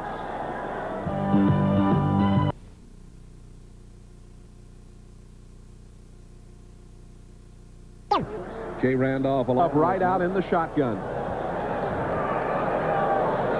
And he's called an audible, it looks like. Out it comes to Davenport. Davenport out of bounds at the 44-yard line. I mentioned earlier in this telecast that Davenport caught 10 last Monday night against the Jets. That tied a club record. Davenport, third-year man, 24 years of age, out of Louisville. Ball spotted down at the 45-yard line. The first 2 or 3 plays of the second half are always kind of slow for the defense. It takes them a little bit more time to warm up than the offensive team. Second down and a long 2. Again from the shotgun. And a catch made by Clayton. First down at the 40-yard line. Andre Waters, number 20, the strong safety, making the stop. Interesting. The Dolphins coming out looking very confident on offense and coming out in the shotgun right off the bat. Well, that is a surprise. Usually you'd think a team would come out and get underway a little bit slower than the Dolphins are doing right now, but they're coming out trying to press and put the Philadelphia Eagles away early in the second half. Clayton, very acrobatic performer, 60 catches last year. Davenport cuts it back, steps outside at the 30. 25, down to the 15, and out of bounds at the 12-yard line. Evan Cooper, number 21, made the tackle, and that a fine move by Davenport. That's his longest run from scrimmage this year, 26 yards. Great individual effort. There's no blocking where the hole is supposed to be, so he just cuts it back, and everybody's over pursuing the ball, allows him to the outside and picks up the big yardage. I have a theory on the defensive problems when you're at home, and I'll give it to you later on. First and 10 at the 12-yard line. Dolphins leading 14-10, trying to increase the lead here early moments of the third quarter. And it is caught for a touchdown by Clayton. Oh, what a throw and what a play by Marino and Clayton. Well, they beat two defensive players on there, and there you see them in the middle of your screen, Roynell Young and William Frizzell. They're both in the same zone with Clayton, but they can't catch up with the ball. Marinos has an excellent touch and feel for these receivers. They know what he's going to do as well as he knows that they're going to be open. Watch number 33. He's going to fall back. He's not got the coverage, but he's going to fall back there, and he just can't get his body turned around well enough to get back there and be a factor. The point after by Van Tiffen is good. Clayton now has caught 5 passes for 63 yards. Miami leads 21-10. Today's game is brought to you by Ford and your Ford dealer. Have you driven a Ford lately? By the power tool people at Black & Decker. And by AT&T, the right choice.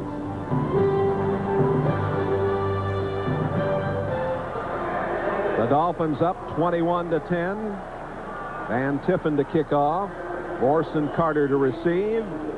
13:48 to go. Third quarter. Dolphins coming out and going right to work. Let's see what the Eagles can do. Here's Carter at the 25. Penalty markers down. We might have had a clip back at the 20 or a push in the back as Bob Brunzinski, 59, made the stop. 17-yard return. And let's check out the penalty here. And as we do, we'll take a look at this marvelous throw from Marino. Silent communication. Marino knows where Clayton's going. They've obviously got the play set up, but it's a feel thing between the quarterback and the receiver at this point. And the reaction by Mark Clayton. Illegal block. Third and return. Number 37 receiving team. First down. Tatalatasi. Junior Tatalatasi called with the illegal block, and it'll put Philadelphia in a hole. They'll start back at their own 12-yard line. I've talked about Buddy Ryan's young group. They're a very resilient bunch. They battle back week after week. Let's see if they can do it today. Byers breaks out, and he has the first down at the 27-yard line. Livert Hobley, the strong safety, making the stop. Last Sunday for the Eagles, their third consecutive 3-point loss. They lost to the Giants 23-20 in overtime. As we look again at the great Ohio State star Byers back in the starting lineup today. The Eagles were down at halftime against the Giants, came back to tie it. Tony can't get outside, and it was John Offerdahl who made the stop. Well, you can't say enough about Offerdahl, a number 2 draft pick. He's been taking biomedicine courses at Miami, plays the French horn, and I'll tell you one thing, he's a tiger out there. He really gets to the ball. He's very active in this defensive scheme for Miami. Comes out here, makes a great one-on-one tackle. Barely catches up with the guy, but anytime you get him down on the ground, it's a great play. Cunningham trying to set up a screen, does to Tony, but what a wonderful job by Brian Sauché, number 70, the nose man. Sauché stayed at home and made the play. What the Philadelphia Eagles need to do, their offense has to get this crowd excited again. That goes back to the theory that when you're away from home, you don't have to worry about the crowd. But when you're at home, you depend on the crowd to cheer you on. That's why their defense was so flat. That first drive that Miami had in the second half, 1 minute and 12 seconds, they're in the end zone. They're a little bit cold. The crowd has to cheer them on. So now the offense has to excite this crowd to get into the game again. Philadelphia 1 out of 8 on third down conversions. Quick, Garrity, and Jackson all in there. Cunningham on the run. Spun around, and down he goes. And making the play, it was John Boza, the rookie, number 1 draft choice. Had a couple of sacks in the Jets game. He'd been under some heat. Coming off his best game, he made the play. Coming into this game, Boza only had 2 sacks. That is, like you said, last week he picked those 2 up. A nice play here because Cunningham is very active. Boza has great strength and brings him down on the ground, and without that, he could have picked up the first down. He's not very happy with that sack either. Good work for Miami's defense. Telchik getting the kick away. Schwades handles this one and holds on at the 49-yard line. Tatalatasi, number 37, down to make the tackle. 11:21 left to play in the third quarter. The Dolphins leading at 21-10, a 36-yard punt. Don Shula sending Marino back onto the field here at Veterans Stadium in Philadelphia. They want to hold on to this lead, increase it if they can, and run that clock a while. They're going to try to. It's up to the Philadelphia defense to exert itself at this point. Cedric Brown, 23, now at left corner, replacing Roynell Young. The corners have had their troubles for the Eagles today. New England 35-6 over the Jets. Washington's in good shape, rolling along. Cincinnati trying to come back against Cleveland. Here it is 21-10 Miami. And again, Marino will operate from the shotgun. Marino steps up and throws complete at the 43-yard line to Davenport. And Byron Evans, who's the middle linebacker today, number 56, replacing Mike Reichenbach, who has that ankle injury. Evans is fired up, and down is Davenport. He made his presence known that time. You don't come into Mr. Evans' zone too many times today. And Davenport, you can be sure, will not come back in there today. Marino now is 15 out of 22. Well, we'll come back and look at this last play and check out the problem. First, this timeout.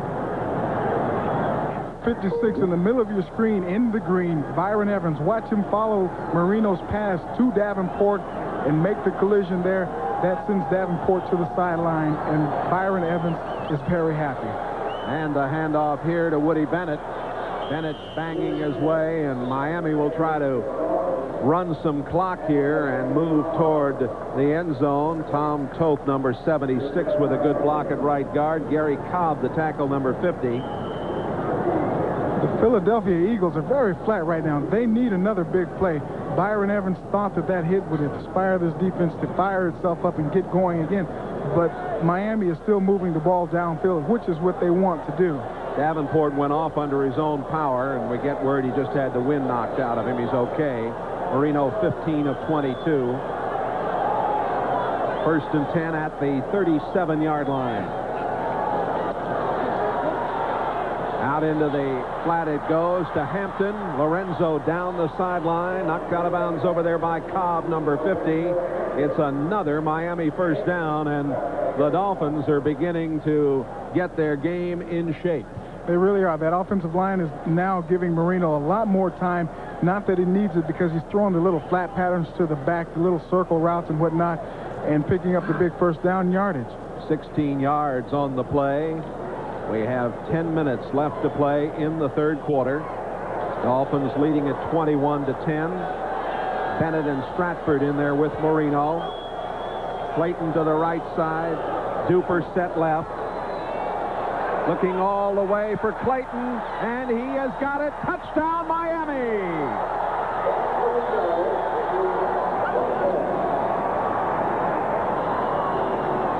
Well, they tried Roynell Young, 43, at that corner, and we showed you Cedric Brown over there, as well as number 21, Cooper, the free safety, coming over, and it didn't make any difference. Marino got the job done. Clayton makes a nice move on this. He faces Cedric Brown, forces Cedric to turn his back. Watch how he takes this one step, and that just beats him. There's nothing you can do after that, because the receivers and the quarterback are so well acquainted with each other. And there was no way the free safety could get there in time to be of any help. Van Tiffen with the extra point. First a whistle, and Jerry Seaman, the referee, stepping in. Some more communications going on from that black glass down to the field right now. Well, it was right at the edge of the end line. And reminder again, although we can't see. Review why you in the replay, it is confirmed. Touchdown. Touchdown is confirmed. The replay official, as I mentioned in the first half here today, is Nick Skorich. Nick, who works for the National Football League office.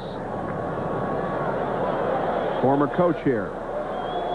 Strock will hold. Van Tiffen kicks it up, and good.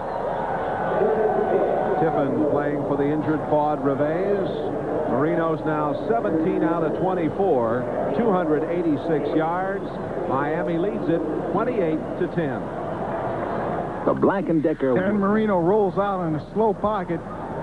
Clayton has already faced up Cedric Brown. Now he catches the ball. Here's what the officials were looking at. He has both feet down. Only one of them stepped into the end zone, but it is considered a touchdown. All you have to do is cross that plane. Tiffin kicking off, another short kick. And this is Morse coming up. Gets across the 30 to the 32-yard line. Met there by Brodzinski, 59, 12-yard return. And the Eagles are going to have to get going right here offensively, down 18 points, 28-10. We talked about the Dolphins controlling the football so that Marino could make some big plays. Well, it really hasn't made any difference recently. The Dolphins have just made it happen. Cunningham on first down, airing it out to the sideline, intending it for Mike Quick. Incomplete. Judson, 49, had the coverage over there. Seems like Philadelphia Eagles left all their inspiration and spit and fire in the locker room. They forgot to bring it out when they came back out in the second half. Buffalo still leading Indianapolis as we take a 10-minute ticker look with you. New Orleans 21-3 over Houston. Cleveland up by 18. Green Bay holding on to a 3-point advantage over Minnesota. Cunningham 9 of 17. Over the middle, complete at the 39-yard line to the tight end Spagnola. Spagnola had 39 catches in 86. A free agent. He's a player rep here, and he's been in and out of Buddy Ryan's doghouse on occasion. John Opperdoll, 56, on the tackle. Spagnola looking to the sidelines, getting some offensive signals there. It'll be 3rd down and 2 at the 40-yard line. Buddy Ryan, 8 seasons as the defensive coordinator with the Bears, the man who built the 4-6.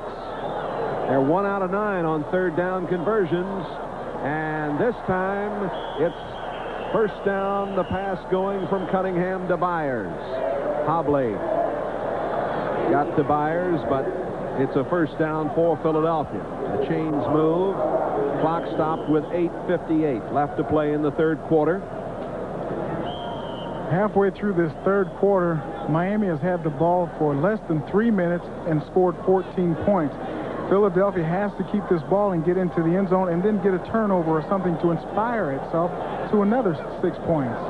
From the eye, play action. And Cunningham goes down. Back at the 39-yard line, T.J. Turner led the way. The big guy out of Houston. T.J. Turner just ran over Reggie Singletary on his way to Randall Cunningham. On the top of the screen, you'll see T.J. Turner coming around. He's going to just, well, he didn't run over Singletary. Singletary didn't pick him up. He didn't have him. He was being covered by Joe Conwell. But it was an excellent hit. That's hard for a quarterback to take, or anybody else for that matter. Make it 2nd and 19. Cunningham on the run. And gets it back to the 46-yard line. Opperdahl there to make the play. Good coverage in the secondary that time. That was excellent coverage in the secondary, but even more impressive was the linebackers. All 4 linebackers had dropped off into a zone coverage underneath that deep man coverage for whatever reason, and they just lined up across the side of the field and closed Cunningham off. You'll see in the middle of your screen, the linebackers are in a zone. They're not looking for anybody. They're passing people off, and now they come up on the ball.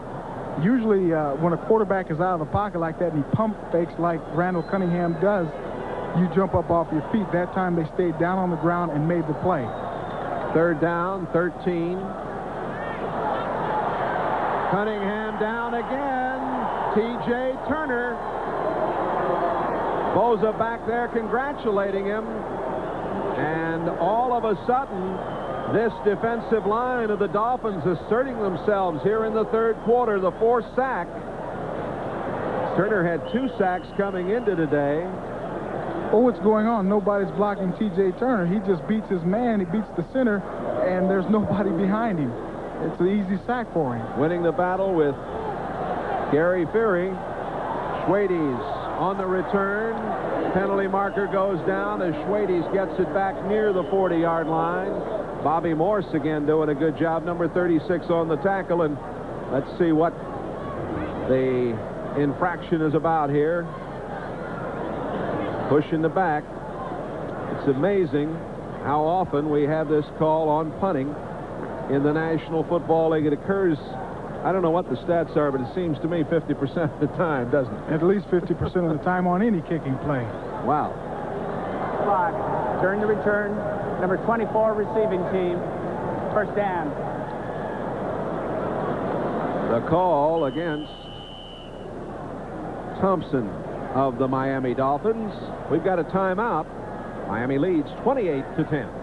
Young fella's got his Rudolph the Red-Nosed Reindeer hat on there, and incidentally, Merry Christmas to you and yours. Happy holidays, everybody. 164 career touchdown passes now for Marino, and he has yet to complete 5 seasons of play. Tough act to follow it. And what is he going to do after he gets his 5th year in? Marino setting up shop. First and 10 at the 19-yard line. Handoff goes to Davenport. Nothing there for him. Stop made by Clyde Simmons, big number 96. Simmons with 5 sacks coming into today's game, and I'm reminded he sacked Marino for a safety here in '86 in the preseason. He's played very well, but the problem is he doesn't get much ink or much in the way of compliments because of Reggie White taking all of the play up there. White had 16 sacks coming into today, as we mentioned. Picked up another one in the first half, has a chance at the NFL record of 22. Clock running with 6:45 left to go, third quarter. Dolphins up 28-10. And out of the shotgun again. Marino throws underneath the coverage to Davenport. Davenport at the 25-yard line. Hit by Seth Joyner, number 59. Marino's not getting that time in the pocket. He's got that quick release, and that's what saved him that time because Reggie White came right up the middle over Jeff Dellenbach once again. He'll throw underneath that coverage with this lead, 28-10, all he wants to. Here it is again. But every once in a while, he may give it a try to go with that long ball. But right now, he's satisfied with that little shot over the middle. Well, he's satisfied because it's working, but you're exactly right. He will go deep again this game. Pruitt, Clayton, and Duper are all in there. Going to Stratford. No, going to Jensen. Jensen at the 35, up over the 40-yard line. Jensen, as I mentioned, who is the reserve quarterback, also the emergency punter, and had caught 20 passes coming into today's game, picks up 11 yards there. Interesting on that play. After Jensen catches this ball, watch the end of the play. He catches it and makes a nice run, but after he gets up, watch exactly where he goes. He goes straight off to the sideline. Just a handyman anymore. He got up and went right to the sideline. Has his roles to play, and he's a valuable tool for Miami. He really is. He sure is. Does an outstanding job at everything they ask him to do. Over the middle, look out. Picked off. Davenport. Davenport picked off the batted ball, and Miami has a first down at the 43-yard line. Shades of Franco Harris years ago. Well, that wasn't the immaculate reception there, but it was a fella who was in the right place at the right time. Davenport, here it is. When things are going right, things are going right for you. Marino drills the ball in here. Good defensive play, bounces straight up in the air. Davenport, as you said, was in the right position at the right time. And fortunately enough for the Eagles, they kept him from scoring a touchdown that time. He was trying to go to Mark Duper. Davenport made the fine opportunistic play. Again from the shotgun, which they've utilized here in the second half. Look out. Holding on to it is Stratford. And Stratford is inside the 35. Gary Cobb, number 50, made the stop. Stratford started today with 37 catches. Had 30 carries in that game with the Jets. This is a fine rookie, isn't he? 2 plays in a row that you have a bobble. One of them is a big play. This one by Stratford, another big play because Miami keeps possession of the ball. What's going on? He's turning his head a little bit too fast. He wants to start running before he gets the ball. And in this game, that's dangerous to do. 2nd down and 1. Davenport in trouble. Well, I think he's got the first down. He put a little late surge on there. Reggie White got to him, but Davenport got the first down, keeps the clock running. 3 minutes, 25 seconds left to go here in the 3rd quarter, and it's 28-10 Miami. Philadelphia Eagles, their defense needs that. There's no reason that Davenport should have picked up that first down. Everybody's coming in and hitting with their shoulder pads instead of wrapping the ball carrier up. Davenport now 42 yards on 7 carries. No shotgun this time, but Marino's going to throw, and he's got a man and just overthrows Mark Duper. I told you he'd go long again. He lulled you to sleep. Frizzell was beaten on the play, but the pass just a little too long, and Marino a little upset with himself there. Marino 21 out of 29, 331 yards for Marino today. Duper had run a post corner, which means he came to the inside and then faked the inside and ran to the corner route. Marino is not very happy at all. I don't know if he's more mad at himself than at Duper, but that pass was overthrown, and it could have been 6 points.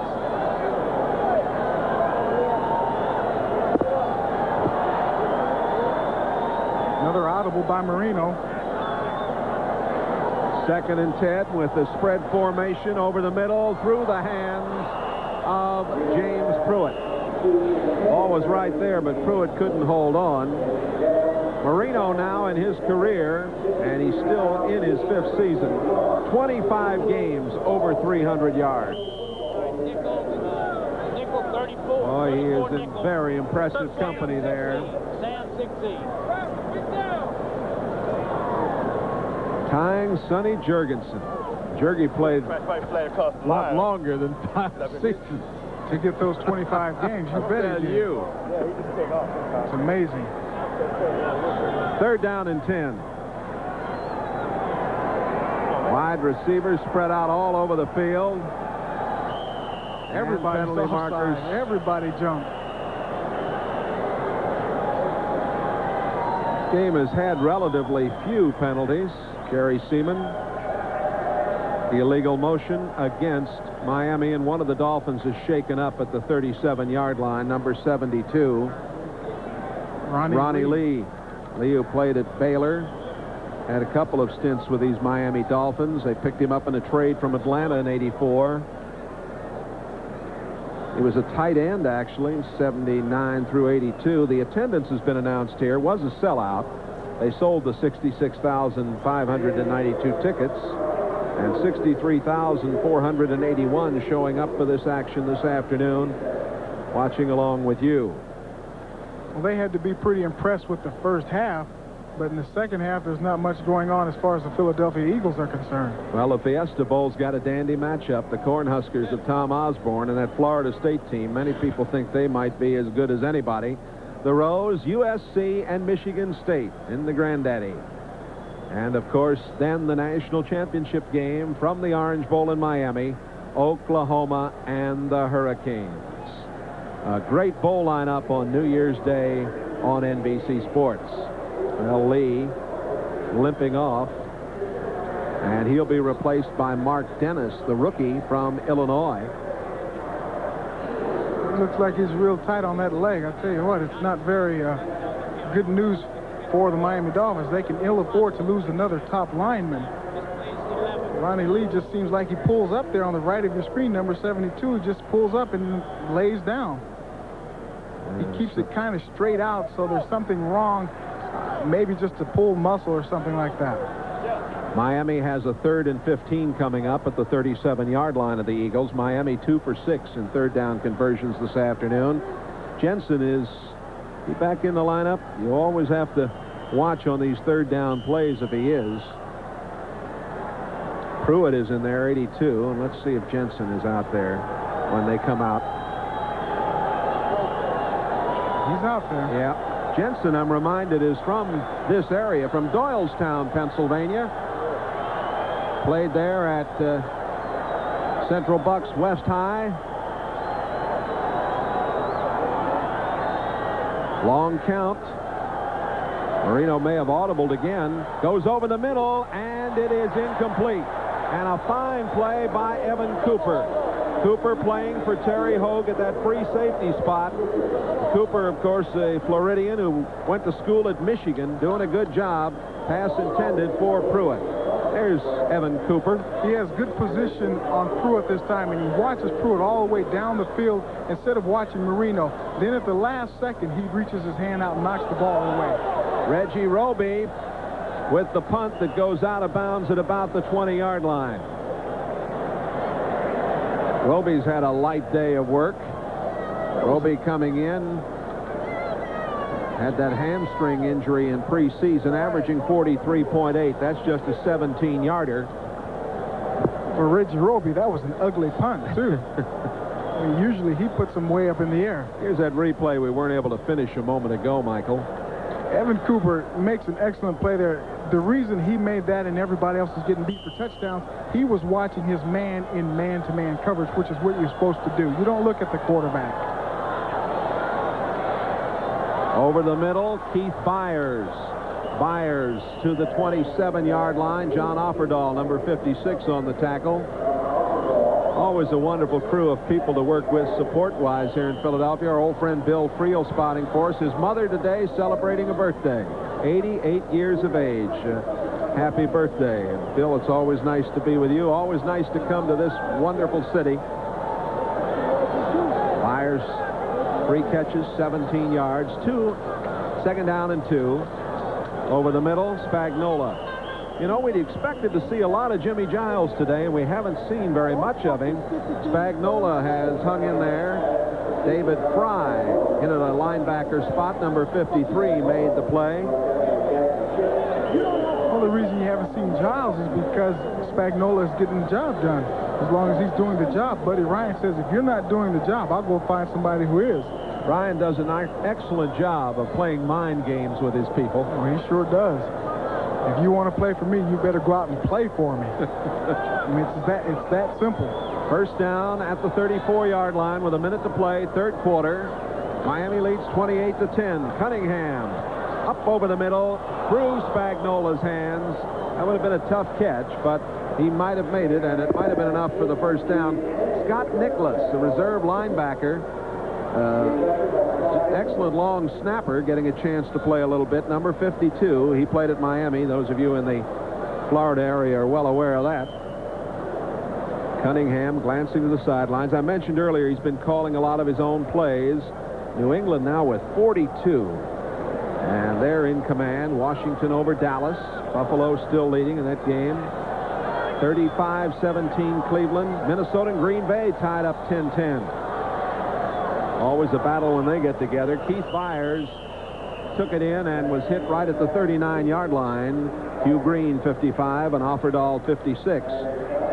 Green in the lineup. Played at Pittsburgh, and he's had those knee problems. I think I said Reggie Roby was hurt in preseason. I should have said in the first game of the regular season. And Roby has not been completely up to par. 3rd and 5 at the 39-yard line. And the ball batted down. Doing the job, Rick Graff. Graff's had an outstanding game, number 58. He's been improving, very aggressive. Started his first game last Monday night. Got a sack, and they like the way this young man has come along. Number 2 draft choice, all Big Ten at Wisconsin. He came over Joe Conwell that time and just ran over and put his hands up and knocked the ball down. Philadelphia's not doing anything to win this game right now. And the punt by Telchik. Schwades, he's got a hold of this one and hangs on at the 18-yard line. And Miami will get the ball at that point after the 43-yard punt with 10 seconds remaining here in the third quarter. It has been all Dolphins 14 points they've been able to put on the board here in the third period. That following a 14-point performance in the second period. We were scoreless after one. Dolphins led 14-10 at halftime. What's going on right now is you've got the experience of the Miami Dolphins. You've got a young team, the Philadelphia Eagles, and they just can't get themselves going in this second half yet. And if they don't get going pretty soon, then there will be nothing to play for next week except job security.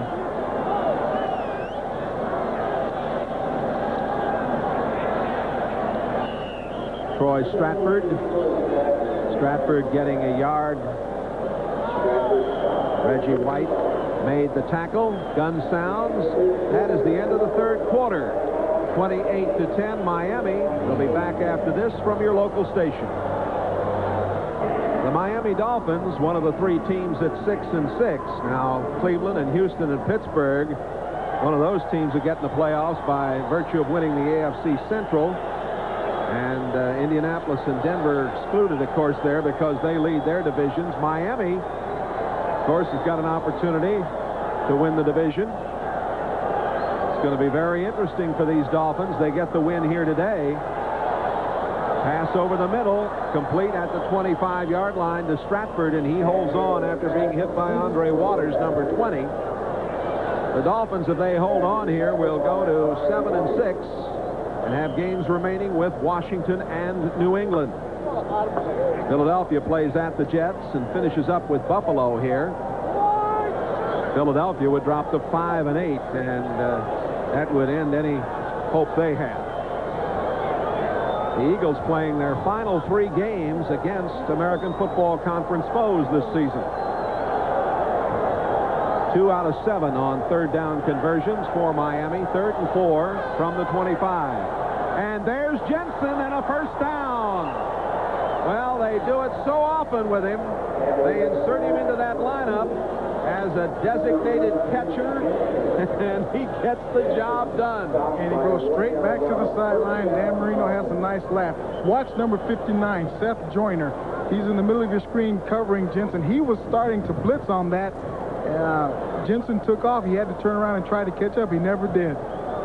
Jensen played at Boston University. He's caught 2 passes for 32 yards and a total of 22 for more than 170 on the season. Not bad for a fellow who does about everything but sell popcorn at the games.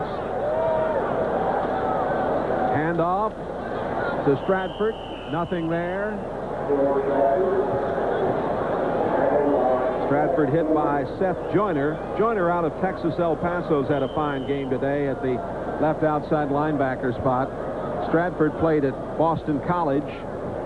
Stratford 7 rushes for 8 yards. Now coming into today, he had a 4.7 average. That was second, along with Bentley of Indiana, to Bo Jackson. Jackson averaging 7.1 per carry this season. That's amazing. Stratford with 4 catches for 48 yards. 2nd down and 8 from the 44. Catch made by Stratford, and right at the 45, he's hit immediately by William Frizzell, number 33. Frizzell has impressed Ryan of late, as I mentioned earlier on. Originally a 10th round draft choice with Detroit, number 33 out of North Carolina Central. Well, he's been impressive up until this game because he's been beat for 2, maybe 3 touchdowns, depending on how you're going to look at it and say it was his man or it was his zone. The Philadelphia Eagles did a great job in stopping Stratford today. One thing they forgot to do was concentrate on that man, Dan Marino. He's had a field day. Well, a problem there. Jerome Brown, number 99, playing for Mike Pitts at right tackle. Jump. You know, Michael, we haven't mentioned it since early on that Dwight Stevenson, the best center in the National Football League and maybe the finest offensive lineman in this league for Don Shula, is missing. Hope he's feeling well after the knee surgery. Going to have a long, tough rehabilitation. He really tore that knee up on Monday night, and he's missing his first Dolphin game ever today. He's been a Dolphin consistent player. Played a total of 114 regular season games, the last 87 as a starter, and we certainly wish him well. And there is Jeff Dellenbach, who's seemed to settle in pretty well, especially here in the second half. Especially in the second half. He's done an excellent job. Dellenbach was used at center in preseason at Stratford, getting across the 45 down to the 43-yard line, where he's met by Gary Cobb, number 50. First down. Miami's doing what they want to do right now. They're running the clock out, picking up some yards, heading towards the end zone, and demoralizing this Philadelphia team. Dallas trying to come back against the Redskins. Buffalo still leading over Indianapolis. New Orleans rolling along. And Green Bay has taken the lead over Minnesota. Boy, those two teams, they can do some scratching at each other over the years.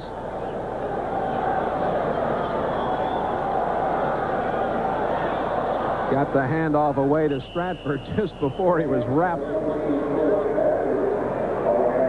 71, Ken Clark, the 10-year man from Syracuse, making the play.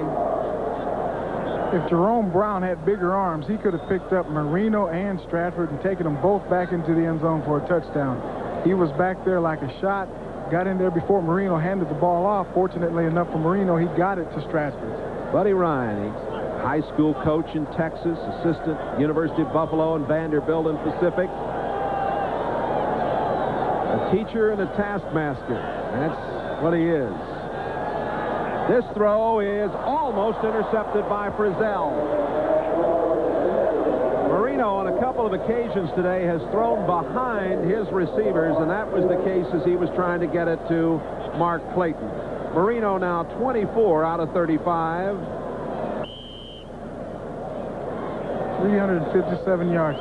Frizzell has to come up with this big play. I mean, you don't get very many opportunities to pick Marino off, and when he hits you in the hand with the ball, you've got to come up with it no matter how difficult the ball is. That's a very catchable ball for Frizzell. He just didn't come up with it. The Philadelphia Eagles have had 2 or 3 opportunities like that today and have not come up with the big turnover yet. Miami 4 out of 9 on third down conversions this afternoon. Marino and Stratford couldn't hold on at the 17-yard line. Boy, that would have been some catch. Marino hit Stratford right in the hands. And sometimes that's the worst place you can hit a person is in the hands. Gary Cobb, a linebacker, trying to cover a man like Stratford. It's almost an impossible task. You see Cobb there. He's a little bit slow getting turned. All he can do is hope that he misses the ball. Roby punting, a high kick that hits at the 11 and is down at the 1. Oh, touchback. Oh, he must have gone in. Looked like he downed it right at the 1-yard line. Fry was down there, 53. 9:56 remaining to be played. More in a moment. Today's game is brought to you by Bud Light, proud sponsor of the 1988 U.S. Olympic team. Everything else is just a light. By Kmart, the savings place. We're proud to say you've made us America's favorite store. And by Radio Shack, the technology store. Along with Michael Jackson, Jay Randolph. At the vet, Miami leads at 28-10. 9:56 to play. Jimmy Giles in at tight end now for Cunningham. The pass comes out to Byers. Byers hit at the 21-yard line, and he's cracked over there by Offerdahl, number 56. Look at this play a moment ago. I thought, Michael, this ball should have been down at the 1-yard line. Let's see what happened here. The ball is down. I see. He touched it on the line. I couldn't see that. We were blocked from our view. Byers finds some running room over the right side, gets to the 27-yard line. Some of the Saturday afternoon and Monday morning quarterbacks a little upset with the play calling. They're clubbed down 28-10. Turner on the tackle, number 95. Philadelphia is going into that hurry-up offense with 9 minutes left. Last week they did it with 4 minutes left. Cunningham has been very effective with it. Here's the pass out of the backfield to Tony, and Tony is up to the 32-yard line. Langford 44 and Graff 58 on the stop. We get word that Ronnie Lee will not see any more action this afternoon. I'll double check on what that injury was, but I think a slight pull hamstring. This is what Philadelphia needs to do. Get the ball going, get some excitement back into this offense and into this game. And they want to get this crowd back into it. Anthony Toney across the 35.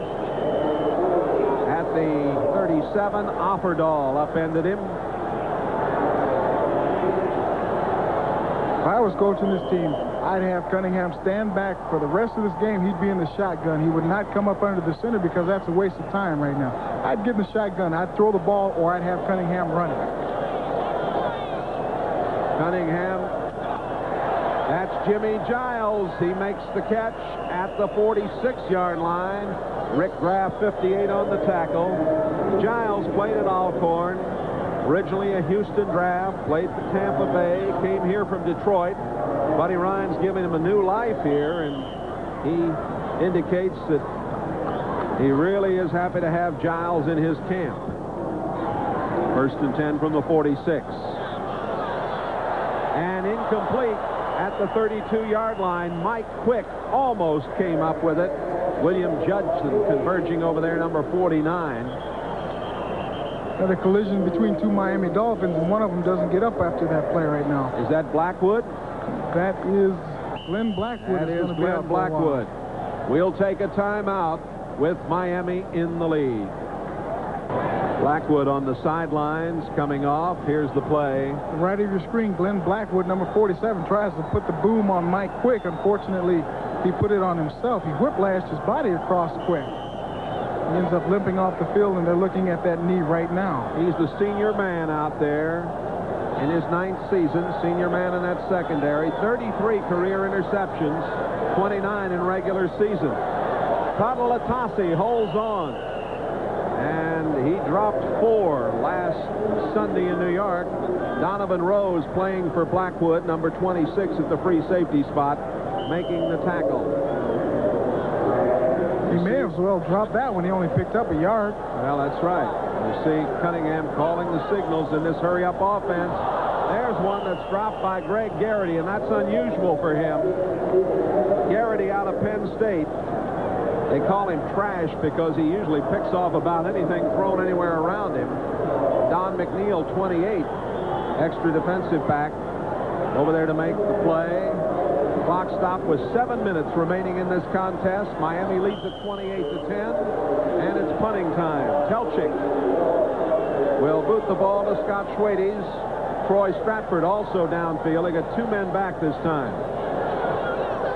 Stratford, fair catch, 16-yard line. Miami will put it in play from there.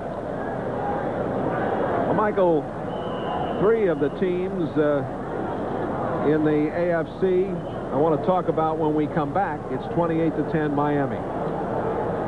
28-10. They're playing a lot of my old favorites here. Jailhouse Rock in Philadelphia. And in the jailhouse right now are the Philadelphia team. They haven't been able to get going here in the second half. They just haven't gotten on track the second half. They're very flat.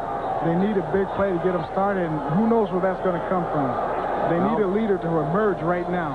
Marino is the leader for Miami, and they'll keep the ball on the ground here for a play or two and run some more clock. Troy Stratford holding on. Stratford. You know, you're at that point of the... I'm sorry, you're at that point. I was just going to say he hasn't been able to really get going offensively on the ground, but he's had a lot to do with this offense today because of the threat he is. That's true. You're at the point of the game right now where coaches go crazy. They don't know what causes the team to come out of the locker room so flat after being virtually sky high in the first half. Let me ask you about that. What if he kicks the field goal and comes away only 1 point down at halftime? Did Buddy Ryan make a mistake there, maybe? I think he may have made a mistake. You go in down by 1, which means any score gives you the victory.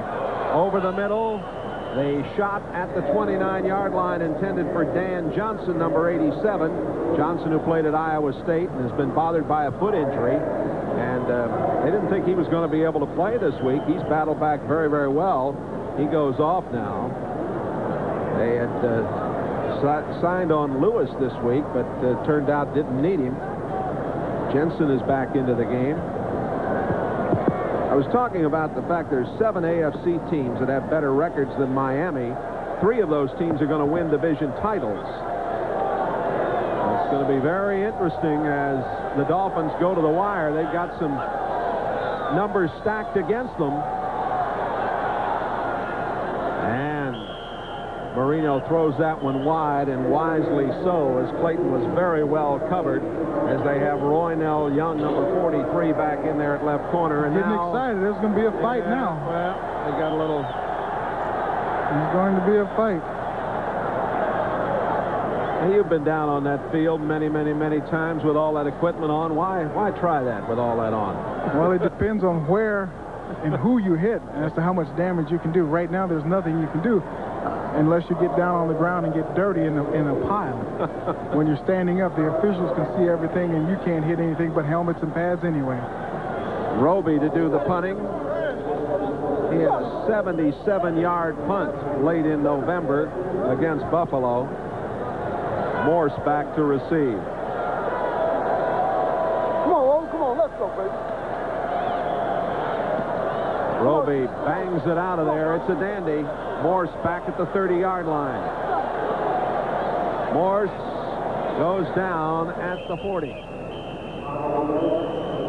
The Dolphins, Scott Nicholas, number 52, was there. It's a 52-yard punt. 11-yard return. Well, next Saturday, of course, NBC Sports is happy to present Saturday afternoon NFL action. Kansas City at Denver. And it's the AFC West battle next Saturday, beginning with NFL Live at 3:30 Eastern Time. Join us next Saturday for NFL action on NBC. Quick and Garrity and Jackson all in there as wide receivers for Cunningham. 5:50 to play. Miami leading 28-10. Cunningham airing it out. Penalty marker down. You got a holding back in the offensive backfield, and you got a pass interference downfield. So it's going to be a wash, first down, replay all over again. Renee Thompson had the coverage for the Dolphins, number 24. There's Thompson. He had shoulder surgery in the offseason. There's the bump. And number 81 offense. That penalty is declined. Illegal hands to the face. Number 79 offense. That'll be accepted. Oh, the offensive pass interference against Kenny Jackson. We were able to see it right there on that replay. Wonderful pictures from our crew this afternoon, headed up by the very talented Bob Levy. This afternoon's game produced by one of the great women in our business, Janice Gasaza. Thanks to everybody for their help in bringing the sights and sounds of National Football League action your way from Philadelphia. Cunningham now, 1st and 20 from the 31. And they set up the screen to Byers. And they do an excellent job. They tried it a couple of times today. William Judson, number 49, the right corner, making the tackle.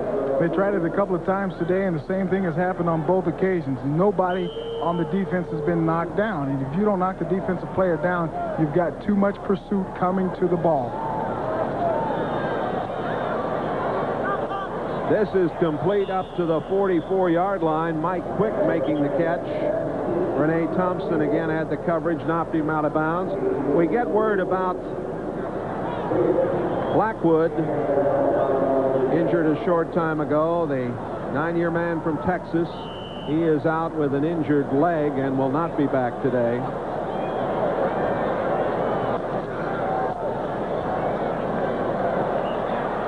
Mike Quick, intended receiver, incomplete. Bud Brown has a thigh injury for the Dolphins. He did do some running this week, but inactive today. Mike Quick, on that pass, he reached out with one hand again, and like I said in the first half, had he not have that injured shoulder, he'd have picked that off, and he'd also had a touchdown at the end of the first half. A lot of empty seats here right now. Better than 63,000 showed up. They sold all the tickets, 66,000 plus. A lot of folks have headed home. This one for Jackson. Tried to come back and get it, as he did on his first touchdown this afternoon. Clifford Hobley was there on the coverage.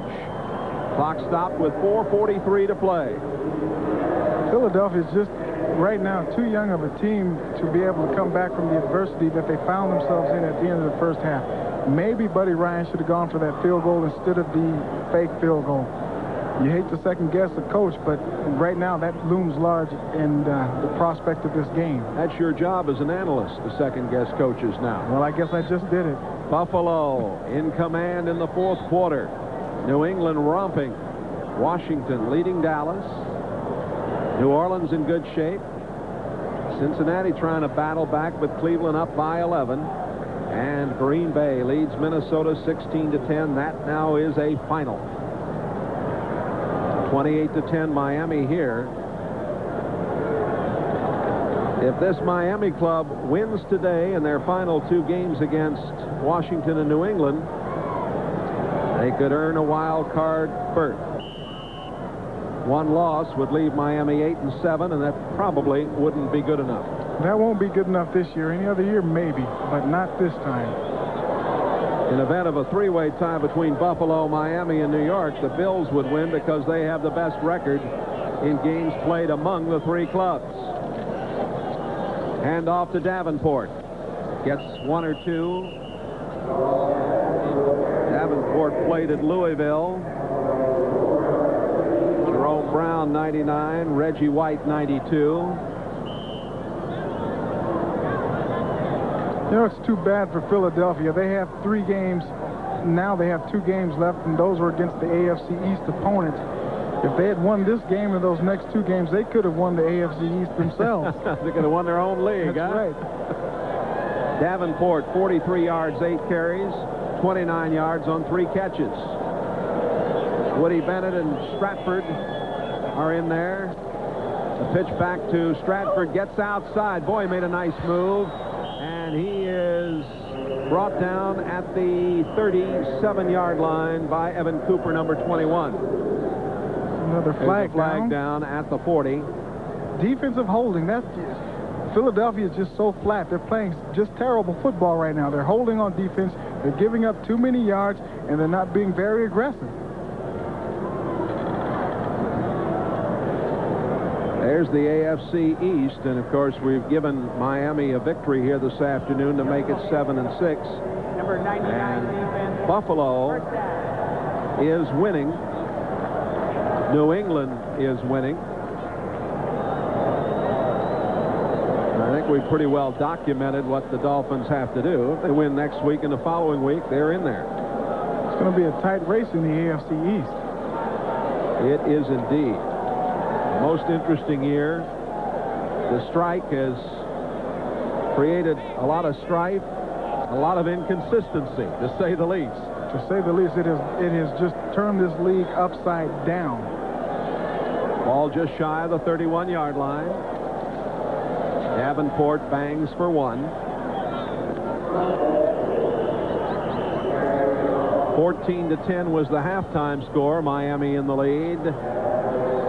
Dolphins got 14 in the third quarter to lead it 28-10, and that's where we are. Buddy Ryan's bunch try to get things going again. Don Shula. Been a tough week for them, playing on Monday night. Tough ball game against the Jets, and then coming up here and playing today. You see the 30-second clock running down as Marino and company milk the clock here in the final stages of this one with 2:40 remaining, and Miami leading by 18. Stratford right along the 30-yard line. Gary Cobb 50. Jerome Brown 99 on the stop. Don Shula deserves a great deal of credit for getting this Miami team up for this game. They just come off a very emotional win Monday night against the New York Jets, and then he gets them fired up to come into Philadelphia and do this to the Eagle team. So he deserves a lot of credit. He's proving himself to be even greater than he is as a coach, because you cannot keep that emotional level as high as he's got this team flying right now. Well, Marino's going to come over and talk to him. Next week, the Dolphins play the Redskins at magnificent new Joe Robbie Stadium. That's an evening game next Sunday at 8 Eastern. Dallas is at Washington today, and the Redskins are winning. And next week, the Eagles are at the Meadowlands to go up against the Jets. The Jets taking it on the chin at New England today. There's the NFC East situation. And Philadelphia going bye-bye with any chances here this afternoon. Washington Redskins sitting on top, and they've ran away with this NFC East division. They had breezed their way through it. Very tough to win as we look at a wish for the Eagles. That wish will have to wait till 1988. It just kind of fades away in a blur like it just did on the screen. You know, talking to Cunningham yesterday, he said last year for the Eagle team was a learning experience with Buddy Ryan. This year was the polishing up year, and then the future lies ahead as far as the championship seasons, the playoffs, and whatnot. But this year they didn't expect to go anywhere, and, you know, right now they're not. Well, I think Buddy Ryan has got a plan, and I think he is on track, and I think the folks here in the Delaware Valley and the tri-state area are going to enjoy their Eagles for quite a while. I think Ryan's going to get the job done. A little bit of a problem there for Marino. Hangs on wide open. The catch is made by Clayton. Oh, he did a great job of keeping his feet in bounds, and he said, oh, look what I did. Marino almost had that ball go right over his head. Remember, Dellenbach is in there at the center spot today. There he is, number 65 out of Wisconsin. He's saying that's not my fault. It was over your head. You're just too short. He never played center in college or professionally until they tried him in preseason, just in case something might happen to Stevenson, and sadly enough it did. Yeah. Clayton, 104 yards, 2 touchdowns, 7 catches today. Number 38, Russell Gary is just out of position. He's looking back to see the ball go over Marino's head, and he just forgets about Clayton. You can never forget about the receiver as long as that quarterback is behind the line of scrimmage. Hampton and Davenport in the backfield. That's Davenport slashing down to the 7-yard line. Jerome Brown, 99 on the stop, and we're going to get the 2-minute warning here. Boy, as players, when your team is playing this bad like the Eagles are playing, you can't wait to get to the 2-minute warning and then get to the end of the game, because this just wears you down and you lose your confidence. We'll be back. 28-10 Miami. Now a few of the faithful still on hand here at the Vet with Miami leading 28-10. Here's our Dolphin report card, Michael. It turns out just about like we said it would at the start of the game for the Dolphins to win. Marino had an excellent game. 25 of 39, 376 yards. Clayton did his job. The only one who doesn't emerge there is Troy Stratford. The Eagles, Cunningham, 20 of 34, 190 yards and a touchdown. Myers, 67 yards, 4 catches for 94 yards for Quick, but a scoreless second half for the Eagles. You don't win many football games when you have that problem. No, not unless you have a big lead at halftime. And unfortunately, the Eagles didn't have that big lead. Second down. Goal to go at the 6.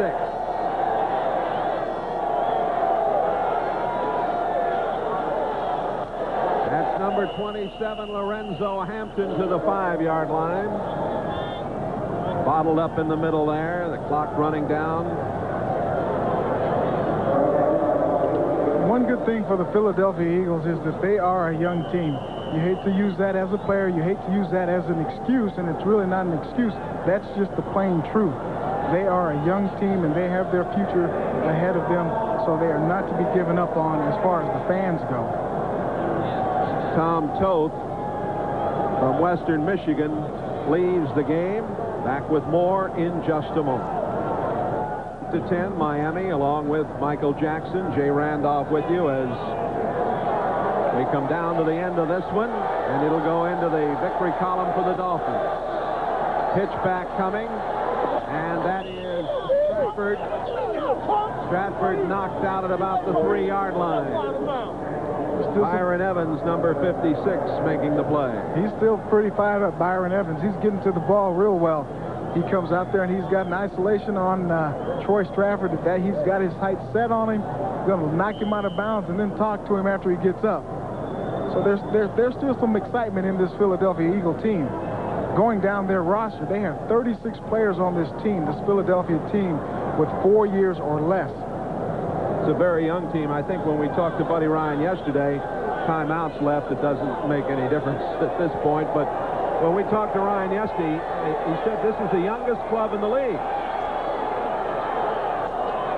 Bobbled and picked up by Andre Waters. It's Johnson made the tackle, and Philadelphia will get the football. It was handed off to Andre Waters, which I think is an illegal handoff because it was kind of pitched forward by the defensive lineman. I don't know who recovered it, but he pitched it forward to Andre Waters. Mike Pitts did.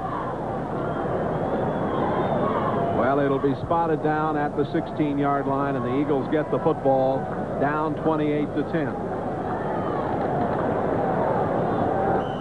Number 74, Mike Pitts, is going to pick up Marino's fumble, and you'll see Andre Waters, number 20, at the top of your screen. Watch how he gets this ball. Give it to me, huh? Cunningham, ball batted down, or batted high. Doug Better's batting it, and that's Singletary who came up with it. And the ball will be placed at the 7-yard line. He lost yardage on that one. Sure did. Now they're going to put it back out near the 9 as we come to the minute mark. Cunningham standing in the end zone, throwing to Byers. Byers to the 17-yard line. David Fry making the tackle, number 53. He was let go by Atlanta. Picked up here. Had a back injury in preseason. Cunningham up the middle, almost picked off. He's trying to get it to Greg Garrity. Clock stopped with 36 seconds remaining. Dan Marino is the Budweiser MVP today. 25 out of 39, 376 yards, 3 touchdowns.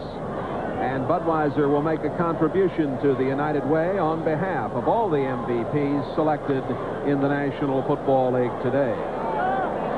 Miami leads at 28-10. 4th and 9. Out it comes. Well, frustration for Anthony Toney and a frustrating second half for Philadelphia. I'll tell you, 14-10 game at halftime, anybody's game, but all Miami in the second half, and Buddy Ryan's bunch goes down to defeat. They'll go to 5-8 on the season. We have 32 seconds remaining to be played. That's just about the way that you would figure this game would end after the halftime intermission.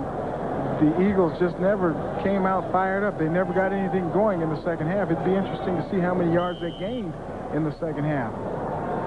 Not very many. I tell you, we won't have a problem getting to the airport after this game because traffic is already cleared out. This stadium is empty.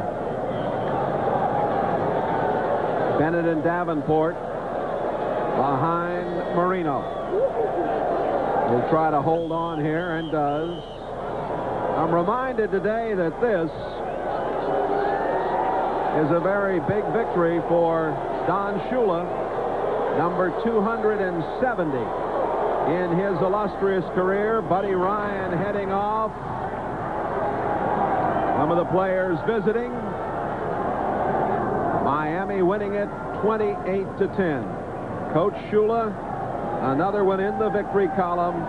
270 overall. That's considering all the games played. Marino being congratulated there as the Miami Dolphins go to 7-6.